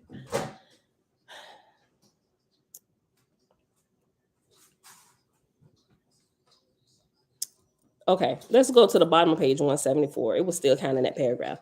A Swiss Army knife was the slasher of choice for a teenage vampire gang in Florida, though some used an X Factor knife or razor blade. Quote, Rod's arms and chest were covered with marks all up and down, end quote. The other kids, quote, had weird cuts too, end quote. One of the girls, Heather, in her, quote, peculiar dream world, would position the edge of the blade on her inner arm and slice, end quote. Had she been, quote, taken over, end quote. Another member, Janine, during one of this gang's cutting rituals, quote, felt like she was someone else. It was as if she was on the ceiling looking down at the scene, end quote. Clearly an OBE. Jones, 1999, page 8, page 34, and page 177. This also reminded, this particular instance that I'm talking about, one of these questions I asked, this particular spirit that was speaking at this time, one of the multiples that was speaking, I asked, well, who are you? Because they said, well, I'm not such and such, the name of this native person's body whom they was using. They said this person died years ago. I'm like, what do you now? When they said this, I immediately brought my mind to something a while. So I was like, what do you mean they died years ago? I'm right here talking to you now. Oh no. I said, well, when did you come in? I mean, when did they, I said, oh, because they said, well, I'm trying to keep away from the gender specific and letting you know whether this person is male or female or whatever, right? So I'm just kind of, because like I said, it's still like an ongoing situation, and from time to time this particular person like comes in, right? So I want to kind of keep this as like protected as while I'm learning, why, because I really want to make sure this person gets free.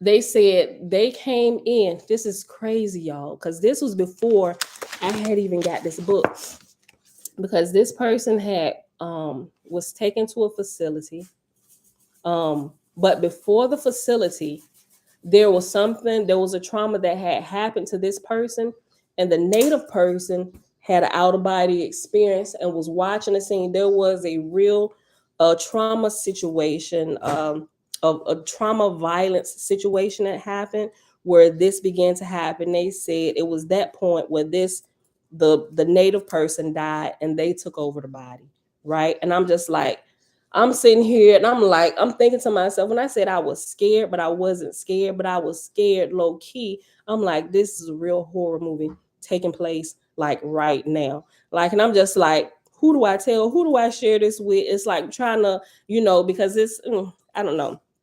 But a lot of these things this is talking about, from this particular person I was talking to, they're saying a lot of these key things. And I know that they hadn't read this book and they hadn't read Oahspe, and it's just, this is wow. Okay. It was as if she was on the ceiling looking down at the scene, end quote. Clearly an OBE. Jones, 1999, page 8, page 34, page 177. This one particular, the situation, I noticed that they were also losing time, because they mentioned why they write stuff out. They say they have to keep reminding themselves, and that it wasn't dawning on me at the time. It's dawning on me like now in these last couple of days, this conversation. They said, well, I got to keep writing things down, like birthdays of everybody and this, and so I can remember, because I tend to forget some of the stuff that I know I should remember. And then when people snap off at me, and it's like, well, yeah, I should have known that, but I really have to remind myself. I'm like, holy crap. They were like literally laying this stuff out of what's happening. But during that when we was having this conversation, I knew something was happening, but I wasn't catching the clues. I wasn't picking up on this. They were literally laying it out. This is what's happening. I'm losing time, or this, like, I'm just, y'all. Okay. When Andy H., a bipolar guy, says he doesn't remember cutting himself, that lost time signals self in abeyance. Enter the intruder. We know too that when a multiples alter, quote, takes the spot, end quote, she can harm herself, yet feel no pain. Miss Beauchamp's, I probably said that wrong. I'm going to just say Beauchamp's. Miss Beauchamp's alter, for example, quote, had a will of her own, could hypnotize the other personalities, and co-exhibit complete tactile anesthesia, end quote. Fodor, 1966, page 280. Page 280. It was the same deal with Jenny's alter, Selena, who, quote, in her anxiety, enacted self-punishment by cutting or burning that she could not feel, end quote. Spencer, 1989, page 255. Then when Jenny, quote, came back, end quote, the pain and humiliation was all hers, right? The spirit runs up tickets in your name and you got to pay for it. You got to do the time, because you weren't even present when all this stuff was taking place, although your body was, right? Bo, you laughing at me, Bo Champs? How you say it? You know me and my pronunciation of stuff. You gotta like sound it out like I'm a kindergartner for real. Otherwise, I'm just tell you up front. You know what? I apologize now for screwing up some of the things I know I'm gonna screw up when I read it. Just help a sister out. If you can put out the proper pronunciation, I look up and I see it, I'll go back and correct myself. But right now, I see Bo Champs. And I knew it. I know it's probably like one of them French sounding betois, something like that. But I don't know. I ain't that slow, but that's why I be asking for help. Okay, look. No, Jamia, she said, y'all seen the movie Hide and Seek. This conversation reading is making me want to rewatch it. I haven't, but I am. Hold on. Hide and Seek. I'm going to go look it up. Okay. All right, y'all, we almost done. We got this last paragraph, and then we're at an hour and 35 minutes. Okay. Hold on. It was the same deal with Jenny's alter Selena, who, quote, in her anxiety enacted self-punishment by cutting or burning that she could not feel, end quote. Spencer, 1989, page 255. Then, when Jenny, quote, came back, end quote, the pain and humiliation the pain and humiliation was all hers. But something is wrong with the analysis that Genesis, I'm sorry, but something is wrong with the analysis that Jenny's biographer offers. She thinks that Selena's cutting and burning, quote, gave some relief from the anxious, terrible feelings, end quote. How so? The concept hardly makes sense. Why would such abuse relieve why would such abuse relieve anxiety? The rare male multiple, most are female, Henry Hawksworth, was burned on his arms by his alter, Johnny. The question why was posed through an automatic writing technique that the doctor and patient had developed.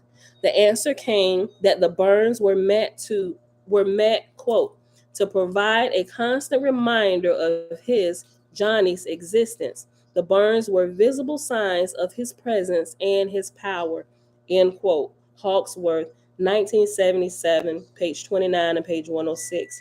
Maybe it is the dark ones after all. Maybe Ina Twig was right in her analysis of one particular nasty haunting. Quote, the spirit had been so determined to make someone pay attention, emphasis added on pay attention, that he had overshadowed the entire family. After I talked with the spirit, the haunting stopped and never occurred again, end quote. Twig and Broad, 1973, page 109.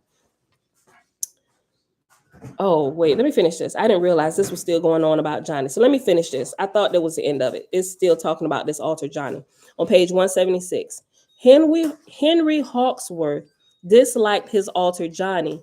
Johnny is not me, yet he wears my body and ruins my world, end quote. Hawksworth, 1977, page 242. A haunting is one thing, but the invasion of your very own body and mind is another. Johnny, as Henry insisted, was not a part of him. He was a separate entity.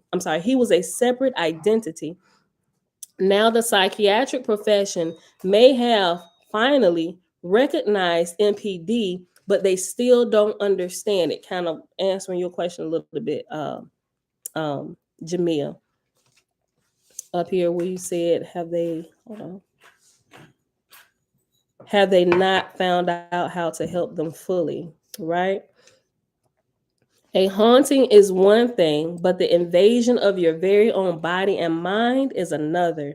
Johnny, as Henry insisted, was not part of him. He was a separate identity. Now, the psychiatric profession may have finally recognized MPD, but they still don't understand it. Mistakenly, they assume the alters are broken off parts of self, quote, shattered pieces of the patient, end quote. Knoll, 1990, page 35. SciMat, of course, requires it, or more to the point, no other, quote, scientific explanation, end quote, no other, quote, scientific, end quote, explanation is in sight. So, hey, let's just call it other personalities that have, quote, split off, end quote, and submerged into one's unconsciousness. Yet the sufferers themselves know otherwise. Quote, they're not personalities, doctor, they're people, end quote. Quoted Billy Milligan, the multiple with 24 altars. Kind of like the movie Split, who had 24 altars in his body. And they would, if you haven't watched it yet, but for those who have, every time a multiple would take the scene, the person, they would lead the person to change their clothes. Like when Miss Patricia showed up, he went and put on women's clothing. When Hedwig showed up, which was the 9-year-old boy, he said, I have blue socks. He spoke with a list. I have red ones too, right? And they acted in character and they wore the clothes of such character. The intelligent person, they got nice and suave, nice and clean and shirt buttoned up, dressed to the nines, right? And he was the professor type person. Like, dude played this part. When I say dude played this part, And towards the end, when they all started fighting for, like when she called Kevin's name and brought Kevin back, all of them was like, oh no, we need to send him to a deeper place. And they all started fighting. You could see him going through like, no, hi, this is the beast. Get back. No, dear. Miss Patricia said, no, get out of here. And I'm just like, what the crap? Even Jeremiah, he came down and watched it. He said, what is going on here? He said, is that Split? Because he see like previews and stuff. Yeah, look, Billy Milligan sounds like some possessed person like Malachi from the Children of the Corn, right? Some names you should just stay away from. He's an awesome guy. Okay, he played off of X-Men. He plays his role beautifully. He does. Dude is an amazing actor. When I say they got the right person to play this jank, they got the right person to play this jank. Look, it's crazy because they have a whole moment where they like lock in. Well, first of all, while you playing, some of them do actually listen. Y'all, Hollywood got to be careful. Listen, some of them they be playing it, but some of them will tell you. Like some of them are outright. Like Beyonce, her alter, Sasha Fierce. She says she channels Sasha. I believe that 100%. You can tell the shift and you can tell the difference between Beyonce and Sasha if you pay attention to it. There's quite a few of them, and they will tell you they channel these altars. And they come in and they just let them do their thing. Beyonce's like, I could never get down a pop lot like Sasha be getting down. And she said, I can't do that. I got to channel her to do that. And Sasha be going without whatever. But Sasha be getting it. But that doesn't mean the condone of the right. I'm not saying, listen, we got all kind of examples around here. People that tell you, yo, yes. And like people that I don't know how to say this. I'm not gonna say some people enjoy it, but some people do, and it's like it start off what they think is cool, right? But you're right about that, Cosmo. Sasha is a Druze, right? Druha, right? At first it's okay, right? Until they get entrapped by this spirit. Right now, you use them and they'll let you use them to get all the fame and whatever it is that you want while you're here. But that's the further to pull you in because you're gonna be their hoe when you die, when you give your flesh back to the dirt for a period of time. If I can put it that way, right? They're gonna get the listen. They're gonna smack you. Listen, they let you use them, right? They let you. It's like this even give and take. Where you let me use your body, I'll get you this, and we can get fame and whatever it is that you want, right? There's this, they like have this conversation with like they really do. This is a real thing. But what they don't realize, and people call it selling your soul to Satan, whatever you want to call it, don't play around with it because it's a real thing. Because when you die, Now they're gonna be completely in control, and now you become their slave, right, for a period of time until whenever you're delivered from from Hada, my G, right? They thank you, Cosmine. They make deals with the spirit, you know, and this is a real thing. So, okay, did I finish this? Hold on. Oh, let me read this paragraph right here. Hold on. Pause this, Bella. Or you got to take it over there because it's kind of loud. We're on page 176. Yet the sufferers themselves know otherwise. They're not personalities, doctor. They're people. I should have said, quote, they're not personalities, doctor. They're people, end quote. Quoteth Billy Milligan, the multiple with 24 altars. Poor Billy. Most of his doctors wanted to fuse Billy's altars, merge them together, presumably for, quote, the healing process, end quote, to take place, quote, to make him whole again, end quote. Now that seems absolutely foolish to me. Now that I understand this, you want to fuse, you're going to make this man even crazier. Billy, you think Billy crazy now? Try to merge all these persons, you think these just broken off pieces of him. No. Yes, babe. Have Dad open those yet? Then don't open them. Mm-mm. Poor Billy. Most of his doctors wanted to fuse Billy's altars, merge them together, presumably for, quote, the healing process, end quote, to take place, quote, to make him whole again, end quote. This part of the therapist's agenda is called fusion or integration, a magnificent hybrid. But the patient took a different view.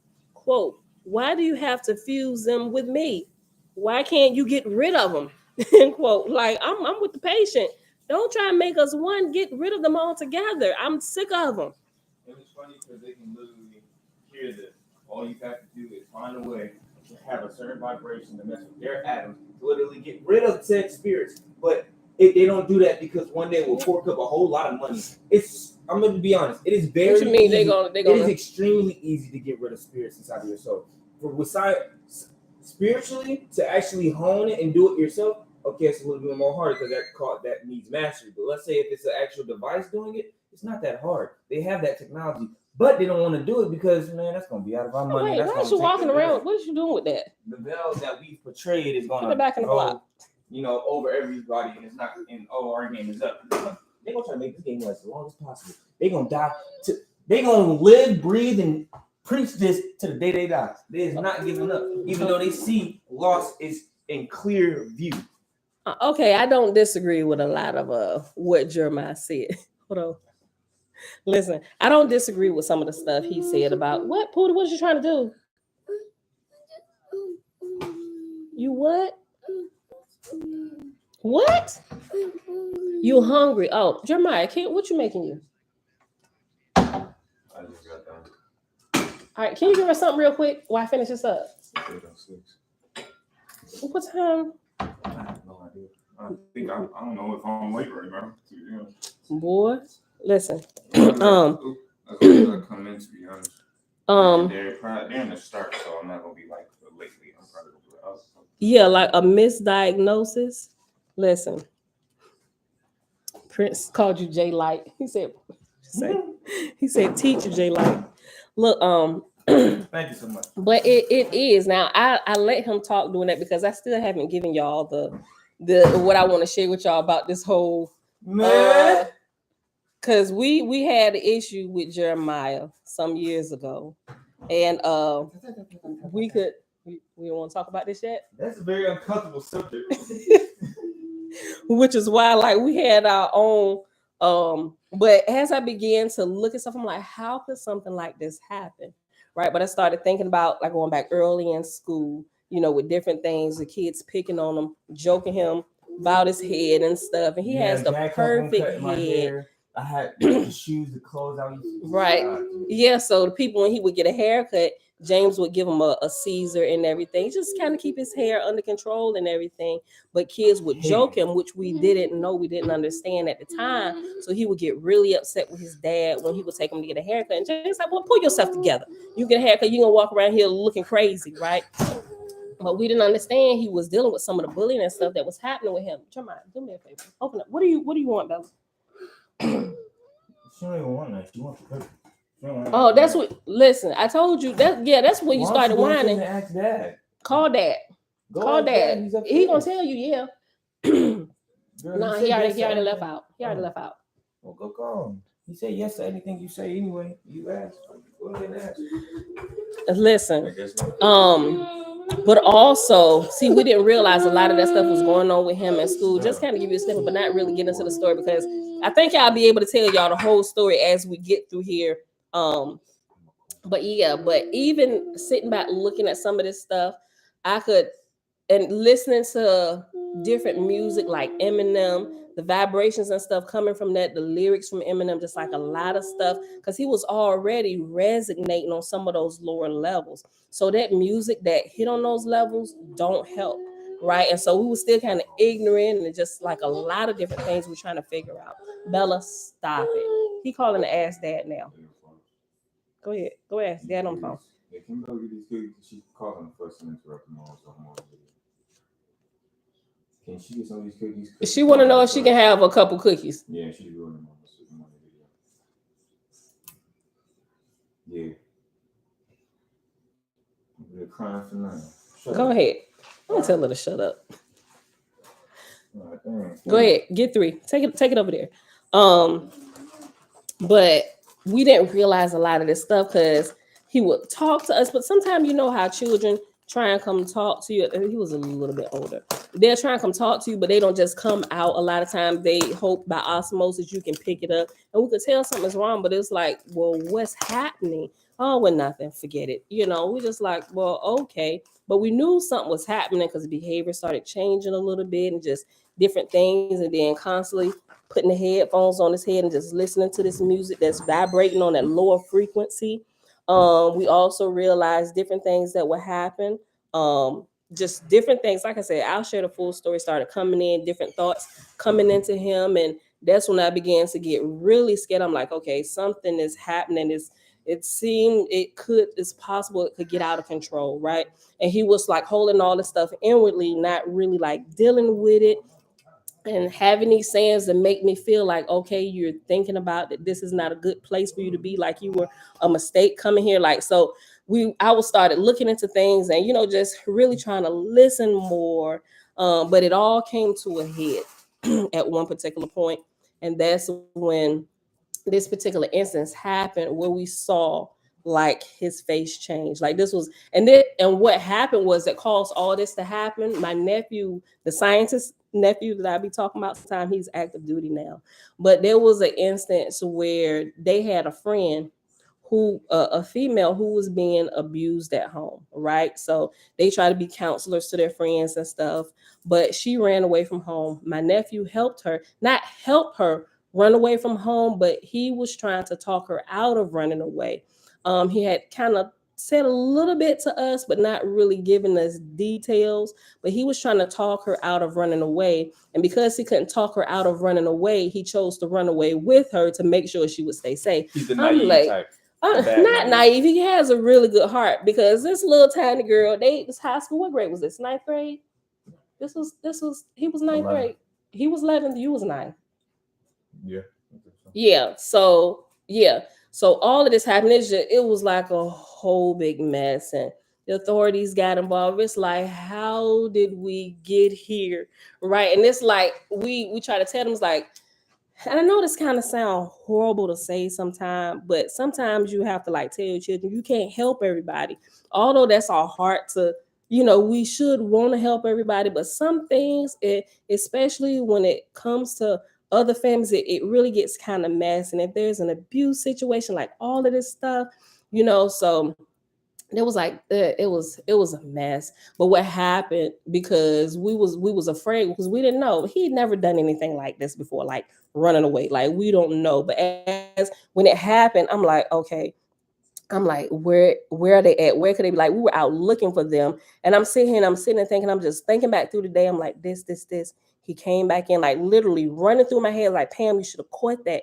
You should have caught that. He came back in like literally as we was looking. I was like, oh my God, that was a clue. That was a clue. He came back in. You should have known. He never does this. This. It didn't become clear to after they had run away. And so I was like, oh my God. I'm like, Father. And I'm crying. I'm like, how could I miss this? How could I miss this? I'm like, where they at? So I was praying for them. They would be okay.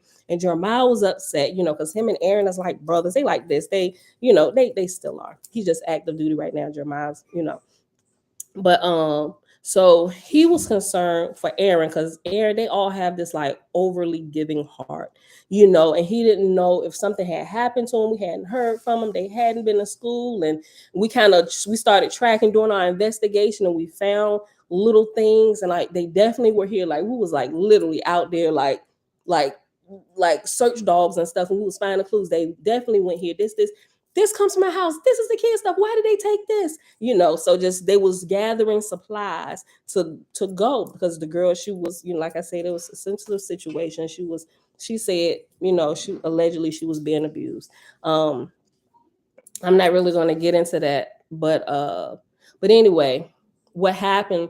We end up finding them, and about this time it was me, Jeremiah, my two sisters. My two sisters, the girls' parents, but they were there, but they were like on like this other portion of the field looking while we covered the other grounds. But what happened was in Jeremiah, because now remember, just think about all these different things, right? The inward keeping in stuff, just a lot of different things. All this stuff I see now, I'm putting the pictures together, like how could this happen? And so when he was younger like this, he would do things like if he was afraid things, he would go inward and just kind of like protect himself, and he'd zone out or whatever, just like, okay, you're fine or whatever. But when fear comes, it's almost like, you ever seen somebody who gets afraid and all of a sudden it's like this unknown strength takes over, like, I don't know exactly what to call it, but I can't say all the time, but I want to say maybe it's the multiple that came in to protect them, that's stronger, that will face the fear or whatever. That's the kind of thing that took over, and we saw his eyes change, right? And we at that time, hold on, before that happened, Chloe, I said I was gonna save the story, but let me just tell you a few different portions of it. We were looking for them, and we were at the woods, and we had found different clues out here in the woods. And I think they heard us, and they were still trying to get away because she knew that her parents was probably there too, and she wasn't trying to go back home.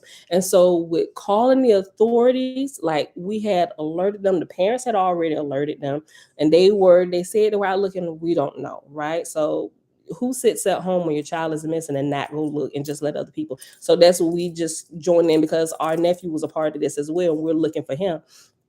So we had done all the calling and all that stuff. So we're out there looking, and we came upon the place. And I think Jeremiah, what is crazy, and it still freaks me out to this day. It freaks me out because we saw him. Me and my sister, the one that's a nurse, Leisha said, listen, wait a minute. She said, and I'm like, do I like not pay attention to nothing? She said, wait a minute, a dog is barking. I'm like, what does that mean? She said, a dog is barking, pay attention. That means somebody's close. They're barking at something, and it's not us, because they're looking. I was like, oh, good. Look, when we went to the escape room with my sister, if it wasn't for my sister Leisha that pay attention to these small details and things like this, because she's trained to do that because she's a nurse, oh my gosh, we wouldn't have got out of that escape room. Like me and my mama, my two sisters, we went to an escape room and had to figure out these clues and stuff. And I would say my sister Alicia, she's the one that figured out most of these detailed clues. I'm like, oh my gosh. My baby sister, she just at one point, she said, this is a game. And she sat down scrolling on her phone. And I'm like, oh my God, we never gonna get out of here. I'm like, TT, if this was a real situation, we all would be almost dead right now, right? But Alicia, she get in there, she always take everything serious. This, oh, check this. Oh no, remember this, that. I'm like, oh yeah, you're right. But listen, so she was doing that. And she said, no, listen. I said, oh, you're right. And so Jeremiah was right there. And at this time, remember, he got on his gym shoes. He was, he 19 now. So he had to be about 16. I want to say Jeremiah was 16. 17 or 16. Yeah, because you was ninth grade. Yeah, he's 16. I want to say 16, right? And so we're out there, and it's a nice night. Wasn't cold. Let me tell you, look, No disrespect to anybody. Let me tell you what this nigga did. That dog barked. And as I sit here and think about this, when I say there's some real life freaky crap that be happening around me and stuff, I was like, we gotta figure this stuff out. That dog barked. Alicia said, wait a minute. And she said, you're right, you're right. And Jeremiah was just like, almost like he was a watchdog himself or something. And he said, y'all, I kid you not. Jeremiah. And at this time, I knew at this point, this wasn't my son, or something had happened, right? Because he said, he did like this. It was almost like he like squatted down to touch the ground or something, but it's like he touched the ground and came back up and was like, Aaron. Like my nephew's name is Aaron. He went down, he came back up and he screamed, Aaron. And he rips his shirt off and and I'm like, what the? And he screamed, he came up, took this breath, and he lifts weights, but he seemed extraordinarily huge at this point. He took a deep breath and he took off running. You see him on Get Out when the grandpa, he took off running at night. He was like, that's how Jeremiah took off running through the woods. Oh my God, what is going on here? And I'm like, maybe I should have stayed in the church. I was like, because I need help. I said, my nephew done ran away. My son demon possessed. Liz was like, oh my God, Pam, what's going on? I was like, God, I don't know. I don't even know how we got to this place, right? And so he take off. And when I say, he said, I'm like, oh my God. And next thing I know, he coming back. This, I'm like, what? How did you get? Where did you? And I'm standing here. I'm still standing there trying to figure everything out. I'm like, oh my God. I hope he don't catch Aaron because I don't know what's wrong with him. The way he screamed Aaron's name made my blood curl. And he ripped that shirt like, and took off running like this was some type of movie. I'm like, from my point of view, it was a lot different. First of all, you weren't even present. You were in the back seat of your body. The only part that I remember was what was this author's name? And because you told me the name of this person, what was his name? I don't know the name. I remember the name. If I do know the name, I ain't speaking it because who wants to? Yeah, right. I'm not. I remember the name. One part I do remember. Listen, why come out you eating a bagel? You got to run your mouth. Listen. Where I kind of phased out of it. It was key when it was around the elementary branch area. When I hit through the woods, I'm be honest. First off, if y'all don't know, I wear glasses. I am blind. Yeah, the fact is this. I thought it was a little dope. It was my experience, okay? And this is when I was still kind of. I thought it was a little dope. With the devil, but the first part of it, I was in control. It just felt kind of cool because it's like, oh my God, I can actually like see at night. This is dope. I didn't really give much mind to it, but it was dope because when I hit the woods, I got in there. I was like, bro, I can still see everything. Her father, they said, how can you see? So I was like, oh, it's not that dark. And then I'm like, it's dark. We got flashlights. That's how dark we got flashlights. Using our phone and stuff. And this Regin, look, Regin is nigga backwards. This Regin running through here like, I'm like, first why he gonna hit a tree? Aaron, the thing is, Aaron,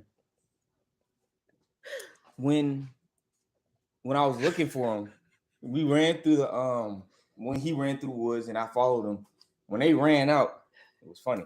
I saw her, but for some reason I couldn't see him, but I knew he was near. Come to find out, he was hiding under the trailer, right beside. Look. I mean, dead smack close. He told me he was right here. He saw my legs, and he said, "Bro, when you came right there." Because at this point, he knew that something was wrong. Aaron, grandma, he said, Auntie, that is not Jeremiah. Look, he just sat there. Homie did. He said he covered his mouth and just sat there. He said his heart dropped. I mean, I'm just sitting by. I'm like, bro, I'm looking at this as weird and kind of cringy because it's like, we can laugh about this now. Like, I barely witnessed this. I only saw like bits and skits, and I kind of have a memory of it, but I don't remember that much of it. So I'm over here thinking, ask those of us who was present that night. Listen, and this is what make it worse. I'm like, my husband come out there, where y'all at? you know. And so listen, this was a night. Was this Friday? Was it a Friday? But anyway, I don't think we had a project the next day because he was like, I'm gonna go ahead and get me a couple drinks and stuff. And he got nice and he was kind of in walking distance of us. And he came out there and he come out there, he wanna holler. I was like, listen, Jeremiah's demon possessed. I said, you out here, you wanna holler at him? I said, don't do that. You can get us all killed. He was like, girl, he's like, I'm like, listen. I said, he got something going on with you. You close to being put in a sunken place. I said, you should have stayed your butt at home. I said, come out here acting crazy. Yo, when I tell y'all this night, I don't know why this stuff happens. Listen, look, so Jeremiah, he came and gave his little portion. Aaron saw this and he hiding under the trail and stuff. Imagine we still over here freaking out like, should we leave and just go now? Should we just go back home? Should I? Like, I had my gun on me, right? But I ain't gonna kill my son, you know? And I'm just like, but what do we do? What you say? I said, y'all better shot me or no, we ain't gonna shoot you, Jeremiah. Listen. And Jeremiah, listen, when I was telling the story earlier, Jeremiah is not the person I was referring to. When I'm talking about Jeremiah in this situation, I clearly tell you because, you know, he's been delivered, right? Listen, so when we had come back, and I'm just like, what should we do? And my husband was like, well, I'm going to go back to the house. Y'all got this under control. Y'all found him? I'm going back to the house, right? Because my husband, he was like, we don't play with the devil. I'm going to go. Y'all all stay out here in the woods with Satan. You want me to change the locks, right? So, and it's like, listen, y'all, when I tell y'all that night, I didn't go to sleep. Like, I couldn't go to sleep. And I'm checking, I'm like, is Jeremiah really back? Or is this other person? Let me tell you what happened. But we've never had another issue with this since, okay? Now, when I said I was scared, like, I was scared. But I was like, Father, help us. What do we do? Like your mind go blank, all your spiritual teaching go out like out the window when you allow fear to creep in. And so when Alicia, because she kind of like she's learned to keep a calm head, right? She said, Pam, calm down. And she squeezed my arm, like, because I was about to snap off, and she squeezed my arm and yanked it like, stop. And so I was like, okay. I was like, look, and I'm the oldest sister. She 2 years behind me. I was like, okay. I said, you better do something. You better talk down what you learned at the hospital. I said, you better do something about my son. She said, okay. She said, just calm down. Just calm down. She said, just wait a minute, you know. And so she said, Jeremiah. I said, you think he heard you? I said, Jeremiah ain't even present. He can't hear you. Why are you whispering? She was like trying to talk calm because we didn't know whether we should raise our voice. We didn't know what had completely taken him over. But when he got close to us, we could see that his pupils had completely dilated. It was like completely like black. I'm like, yo. And his face, you ever seen somebody's face distort? It didn't distort that much, but that was not my son's face. I'm like, I was like, we're still on lower levels. I'm thinking this to myself. I'm like, clearly, we're still on lower levels of spirituality. We don't really know what we're dealing with here. And that's why I was like, Father, we need your help. I need your help because I don't know what to do. You know? So he came back and when he didn't get Aaron. Aaron came running out the woods, and the little girl had took off going the other way. He said, you gotta go find him for Jeremiah, get him. I was like, I don't think Jeremiah's worried about her. He was more so worried about you, making sure you were gonna be okay, right? Because it came in because he was scared for Aaron. He didn't know if something would happen because it's all kind of mass murders and stuff out in the streets, right? So that's when I think that's the point when that thing took over. But anyway, so Aaron had come and he ran back to the truck.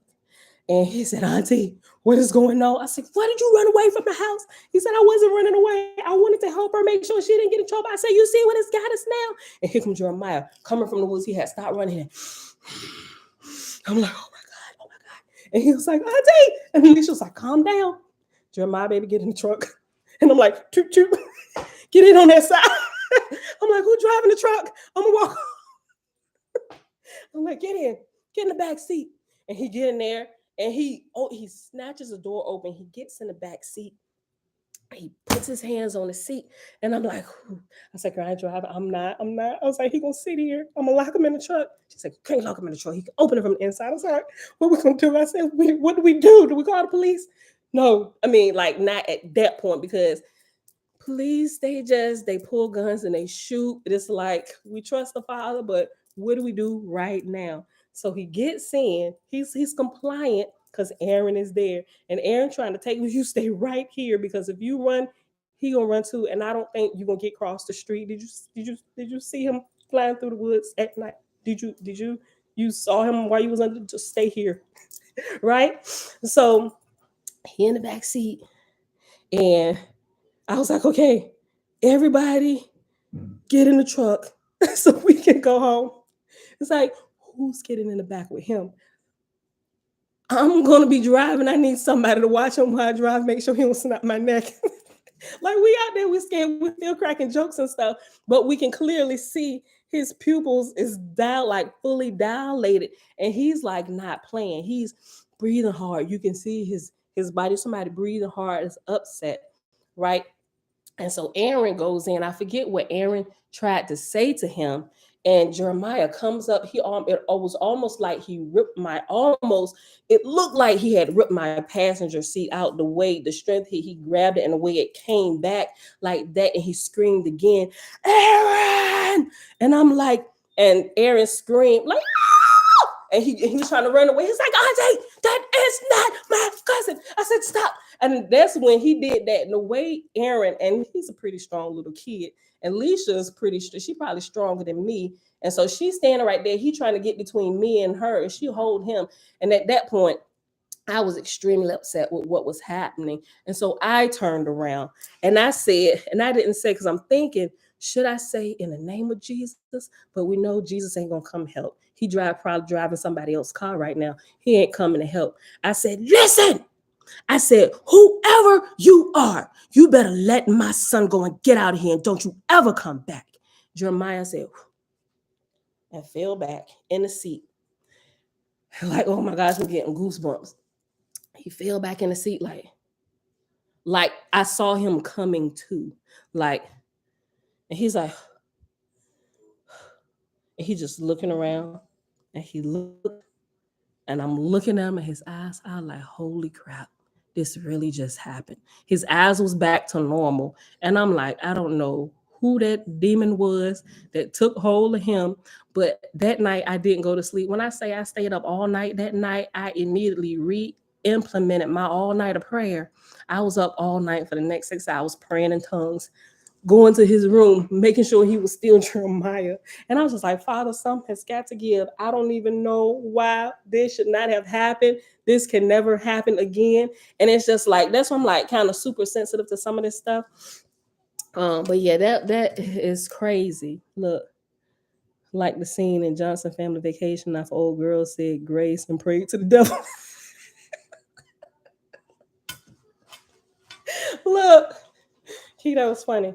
Look, so listen, I got all kinds of stories, but yeah, like this is not broken pieces of people. This is actually it's a combination of a broken person that weakens the structure of the house so intruders can get in. That's what happens. It's broken people, a broken foundation, a broken person, a broken spirit that is not strong enough to keep back intruders who want to come in and steal and take over your place. Right? So that's what we have to understand. That's the main reason why I wanted to go ahead and share that story. I was waiting till we came upon something else, but I just shared it now. I'll probably revisit it. But yeah, and so when we realize that, we'll have a little bit more sympathy with people, or empathy, whatever you want to call it. And we can kind of really not just say, oh, we're gonna pray for you and help you get free. Like we really need to look at it and find out what's going on, how it happened. And we gotta kind of I guess you can say heal. Just we need to recognize the steps, how it happened, so we can help them clean up the mess, so to speak, so they can be whole, help them put themselves back together again, reinforce the structure, make the house, the foundation strong. So this can't happen again, right? So, but yeah, um, and we're not gonna restart the other chapter, but let me do finish reading to the bottom of this page right here. Um, Page 176. Yet the sufferers themselves know otherwise. Quote, they're not personalities, doctor, they're people, end quote, quoted Billy Milligan, the multiple with 24 altars. Poor Billy. Most of his doctors wanted to fuse Billy's altars, merge them together, presumably for, quote, the healing process, end quote, to take place, quote, to make him whole again, end quote. This part of the therapist's agenda is called fusion, integration, a magnificent hybrid, but the patient took a different view. Quote, why do you have to fuse them with me? Excuse me, why can't you get rid of them? End quote. Billy implored his doctor, Keys 1981, page 360, 68, and 80. The pathos of his protest is echoed in the desperate words of other multiples. Cam West, quote, the person looking in the mirror isn't me. Somebody else's voice is coming out of my face, end quote. West 1999, page 51. Sybil, quote, integration, that's a great mirage, end quote. Schreiber, 1973, page 343. Carol T, quote, we hate the word integrated. I must say, the cure is worse than the disease, end quote. Cohen et al., 1991, page 170 to 71. And at the end of this quote, there's an asterisk, and at the bottom it says, after effects of a formal integration include headaches, eye aches, lack of coordination, and various other somatic complaints. End quote. Cohen et al., 1991, page 178. Um, and I'll end it right there. I'll end it right there. It still goes on just a little bit, but I'll leave this for when we actually get back to this chapter. And when we get back here, we are going to reread it again. So, but yeah, so all of this we got here by answering Kevin's question that I missed yesterday when he asked, I wonder if self mutilation is trying to, quote, dig the evil out, end quote, right? So, Kevin, if you're still here, might be hanging out in the background. You may have said something. I know I missed a couple people's comments. So let me ask you if you still here, because a lot of people say, yeah, that's a good question. Does that kind of answer your question from yesterday that you asked? And those that was like, yeah, that's a good question. What y'all think? And does that kind of bring a little bit more enlightenment to that? At least for me, it did, especially with some of my experiences and understanding some things and knowing a couple people who've actually um, taken to cutting themselves at certain times with different things. Now I'm understanding like what has been happening with them. It does. Okay, set apart. Yeah. All right, y'all. So yeah, we at 2 hours and 16 minutes. So I think we will pause here today. So tomorrow we will not be here, right? We will observe the Sabbath for this moon cycle. Um, Mom, yes, absolutely does. Yeah. So we'll on Thursday when we come back, we'll start chapter 4, and chapter 4 is entitled Soul Murder, right? And this is good. It's gonna get into a lot of other people who were inhabited by other spirits and some of the things that it drove them to do. All right, y'all. So let me oh, pages. No, we didn't do that. We did pages 172 to 176. We're gonna come back. Let me put this page 79 here for Thursday. Page 79. So we're gonna start fasting on the Sabbath. Hey, okay. Oh, listen, y'all. I'd be glad too when we get to um the Essenes Gospel of Peace. I'm so excited to read that out loud to y'all. If y'all waiting for me to read it to get to that, it is so good when it talks about the fasting, and it gave me a little bit more insight into my fasting the fasting that I be doing and how I look at it now, it helped me with this little blockage that I had, right? So I'm like, okay, this is good. It gives you a deeper insight into the scripture in the New Testament where Jesus was saying this kind comes not out but by prayer and fasting, right? It really goes into a lot of detail. I'm like, all of that should have been included when he was talking to everybody, instead of just pulling out that one thing and just letting that be and let us take that how we're gonna take it.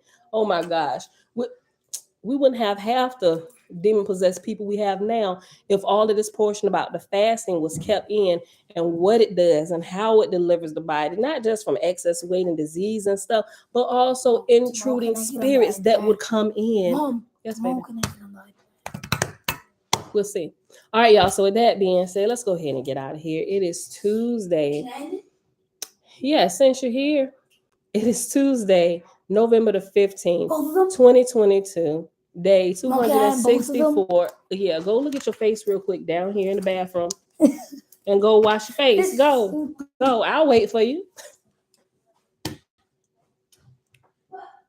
It is day 264 of year 4 of reading through the books of the law and the prophets under the 4-year consecutive day count, day 1283. We read in the book of Sathantes, page 28. I put it in the page. From page 28 to page 30. And that was chapters 15, 16, and 17.